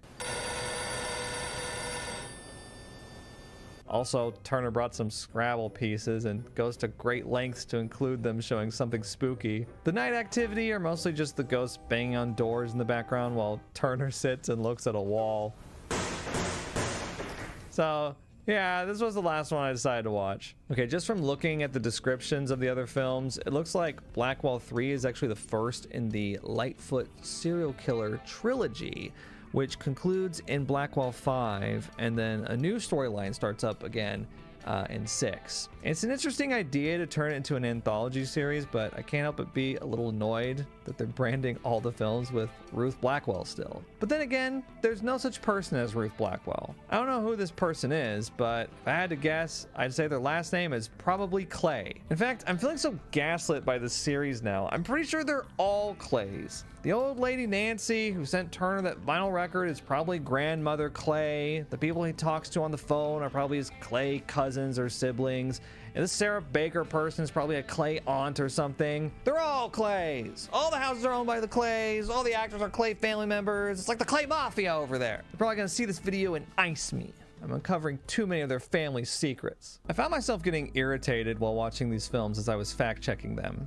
Sitting there shaking my head like, this Sarah Baker person doesn't even exist. Just like if you Google Lightfoot serial killer, you won't find anything. And like I just said, Ruth Blackwell doesn't exist either. But then I realized, isn't that a good thing that they don't exist? In my video on 28 Days Haunted, I got pretty animated about how much distaste I had for the fact that the show used real victims and real cold cases for their fake paranormal activity. But I do think there's some real damage that can be caused here by presenting everything on the show as unquestionably real, especially when it comes to the fairly recently deceased. In the Blackwell Ghost series, Turner also fakes paranormal activity, but he doesn't use other people's real-life trauma and tragedy as a prop. These so-called serial killer houses, they're just houses his family owns. These names he throws out there, they're made up. It's honestly refreshing. This is how I wish they would all do it. So on one hand, Turner Clay has enough respect for the real-life dead to just let them rest, which is a benevolent deception. But on the other hand, he goes to great lengths to make this series appear as a legitimate documentary, which I would consider a malicious deception. It's a tough contrast to account for in my head when I return back to the question I started this video with. Is the Blackwell Ghost a true mockumentary, just like Blair Witch and Paranormal Activity, with Turner Clay playing a fictionalized version of himself? Or is this the real Turner Clay that we're seeing? A con man who desperately wants you to think that these are documentaries he's making and not found footage films. And then there's the question that I'm sure a lot of people are asking right now, which is, why does it matter? It's all just entertainment, right? Well, it matters because we live in an age of incredibly low media literacy. Videos and photos you see online have just as good a chance to be real as they do to be fake. And the general public is terrible at knowing the difference. And it's only going to get worse. With the advancements that AI is making, deep fake videos, AI voice, there's a not so distant future where it's going to be very difficult to tell if what you're seeing and hearing is real. Keeping this impending reality in mind, I think it's irresponsible to label a fictional horror film like this as nonfiction. I mean, what's the benefit? Paranormal Activity has no problem being fictional. Blair Witch has no problem being fictional. But it seems like Turner Clay has a problem with the Blackwell Ghost being fictional. It begs the question, what does the Blackwell Ghost series gain from all the doubling down? After watching the first 3 films, I'm not so sure. I wonder what Turner sees that I don't in framing the series the way that he does. It's not unprecedented for a filmmaker to try to deceive their audience as to their intentions with one of their films. Notorious film director Tommy Wiseau insisted for years that his film, The Room, universally considered among the worst dramas of all time, was actually a black comedy. Now, if you've seen The Room, you know what it's supposed to be. It might even seem obvious to you that it's a drama. But that didn't stop people I've watched the movie with who were seeing it for the very first time from asking me, is this guy for real? This is a parody, right? Like a joke movie? For me, the Blackwell Ghost toes a similar line. In contrast though, The Room is full of ridiculous scenes that clue you in that it's intended to be a drama. The Blackwell Ghost, on the other hand, plays it really safe. There's some ridiculous things that happen, but it never gets to mountain monsters level of outlandish. Looking down at this pile of squash poop, it's beautiful. Actually, I did notice one example of a little wink to the audience in the first Blackwell film. I paused on the fake newspaper microfilm he was looking at and noticed that the article mentions the investigation was being led by Detective Jim Hopper. You may recognize that as a reference to one of the main characters in Stranger Things. This is what ended up winning me over, the Easter egg. Combined with all the fictional victim and serial killer names are pretty much the only things in the films that I can point to and say, This is actual evidence that the Blackwell Ghost is a mockumentary. Now you might say, who needs actual evidence? I knew it was a mockumentary. What, are you gonna debunk grave encounters next? But for me, the point isn't whether or not you were right when you guessed or assumed about the true nature of the films. But what facts or evidence led you to that conclusion? Being a good little guesser and being media literate are two different things. Sure, maybe you were able to guess on first glance that the Blackwell Ghost is fake, but there's gonna come a time when it won't be that easy, like I was talking about earlier. And that's one reason why paranormal investigator content interests me so much, because it's a great way to practice those skills. So yeah, based on everything I've seen, I'd say this is a mockumentary just like Paranormal Activity. The main difference is that the Blackwell Ghost markets itself just like those paranormal YouTubers do, and it's done so convincingly that it even had me wondering what the real story was. In conclusion, I like to revisit what John the hotel security guard, aka Turner Clay, said at the beginning of the series. This is a real video, yet people still think it's fake. The public is always going to think it's fake, even if it's real. I hear a similar sentiment echoed in a lot of the comments of my ghost debunking videos. People saying that no matter what happened in the video, I'd never accept that it was genuine footage of a ghost, and I'd always find some reason for it to be fake. And unfortunately, The Blackwell Ghost is a series of films filled with similar rhetoric. When people realize who I am, the first thing they ask me is, was it real? I say, what does it matter? You won't believe me if I say yes. Maybe it's because I've seen this argument so much recently in my comments, but it strikes a nerve with me. This is a logical fallacy called the burden of proof fallacy. I'm ready for a challenge, and that is to prove that ghosts exist. If you're wanting to prove that ghosts exist, the burden of proof is firmly on you. Denying that you bear that burden, you won't believe me if I say yes, or insisting that you've already provided it even when you haven't, the public is always going to think it's fake, even if it's real, doesn't absolve you from being responsible for it. Yeah, I know I'm taking a found footage film too seriously, but believe it or not, there are plenty of people who watch these films and believe them to be real. They're out there, and there's not an insignificant number of them, especially on Facebook. The line between information and entertainment is being blurred more and more. It's a line that the Blackwell Ghost toes a little too finely for my tastes. Phew, so serious. Where's Jeremy the demonologist when you need him for comedic relief? But we're finally done. What'd you think, Turner? John said it best.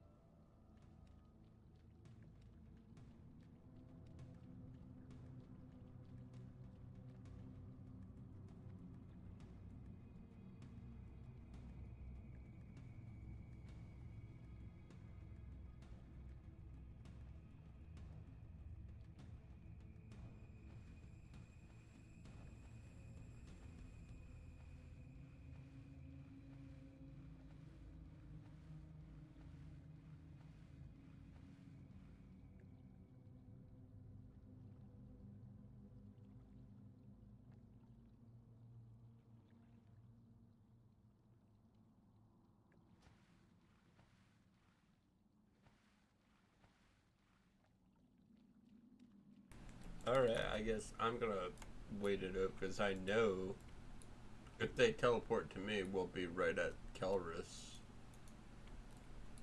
I mean, we killed him technically. I just didn't loot him. Let's see if that despawned. I need to pick that up for one of the quests. Oh yeah, some people aren't gonna get that. Yeah, I see why they left now. But Akuma is next, and I think Fathom Core is at the end probably, so I want all these. There we go.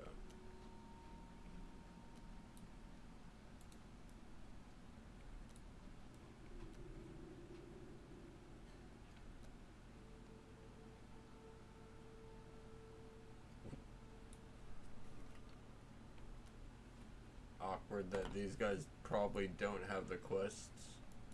And I could share, yeah, can I?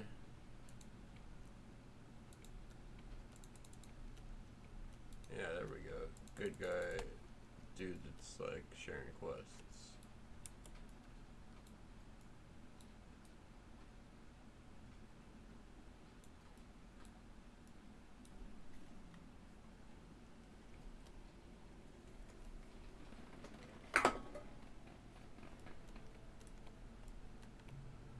Hopefully his corpse is still there. I'll just run into this another time. I don't know why those are still there.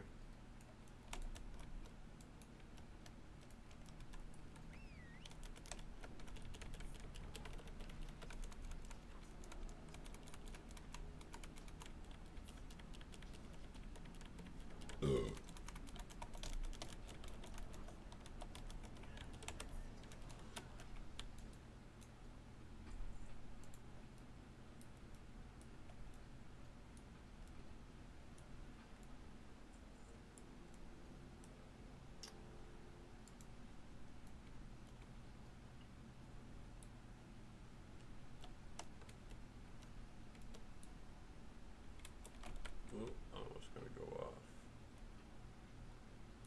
Pretty sure we killed Kelris, did we not? Yeah? Just didn't loot him? Oh. Yeah. There's the problem.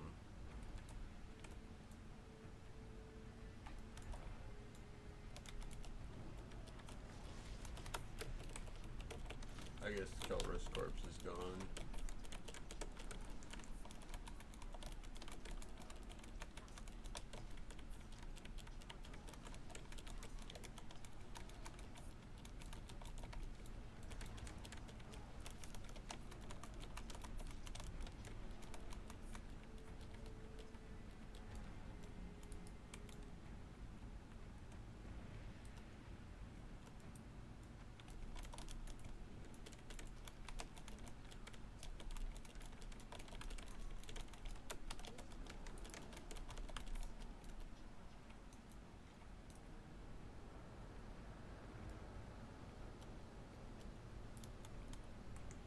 I didn't get his thing, but I should get the Akumai and probably the last thing here, the core. If I read the quest, should give me it, yeah. Where's the ring? Do something. I'm assuming it's at the end of the dungeon. Or I'd like loot it for the last boss or something.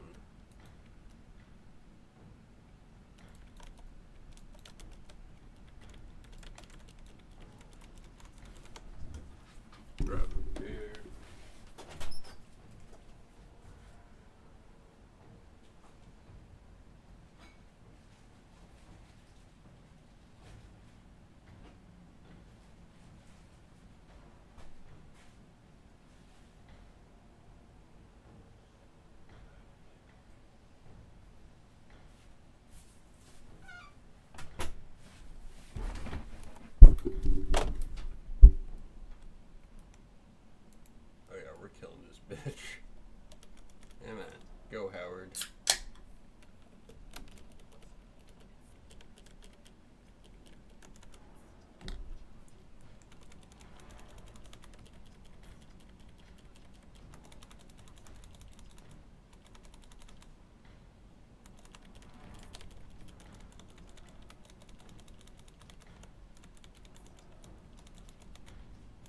that's the thing where I get the stuff.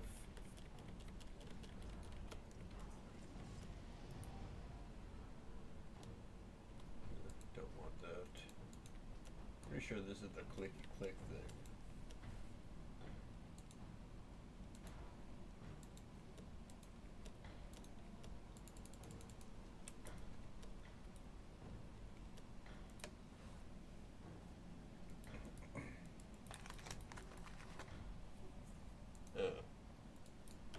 I thought that would have given us something.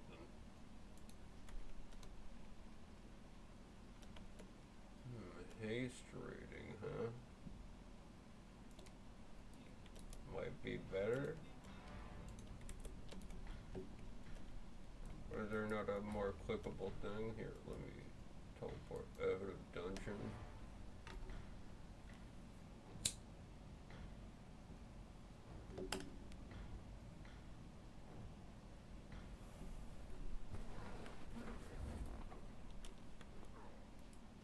Teleport to, oh shit, get him.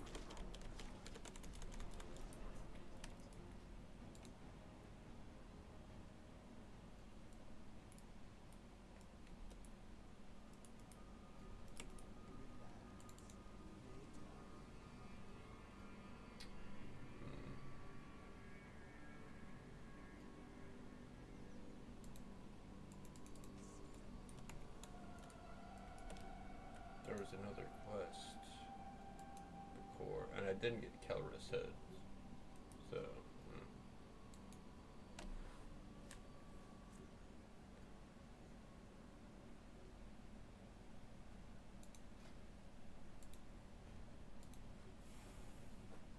What's the time on? Oh, it didn't lower it? I thought like I had a haste thing equipped.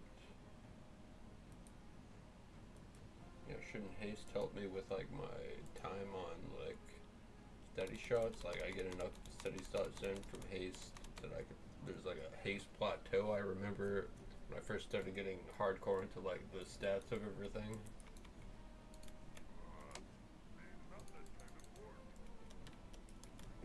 Remember that was definitely a thing.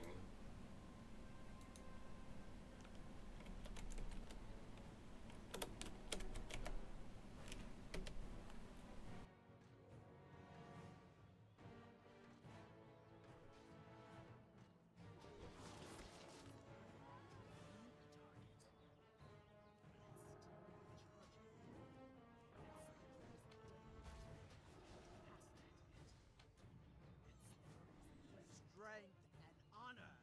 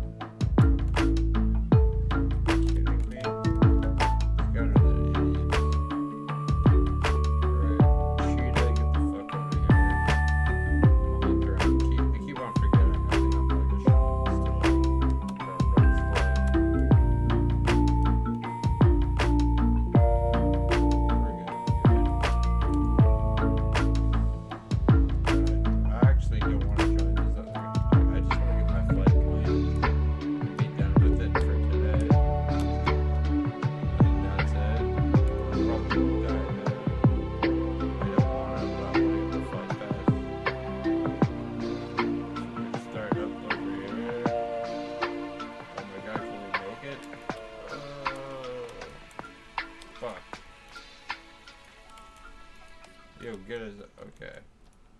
Wait, we can. Do I got any food? I'm very actually low on HP. Can you heal me? Thank you. My God, that's like perfect. Perfect that this guy just came here and healed me. I didn't even. I mean, I was asking.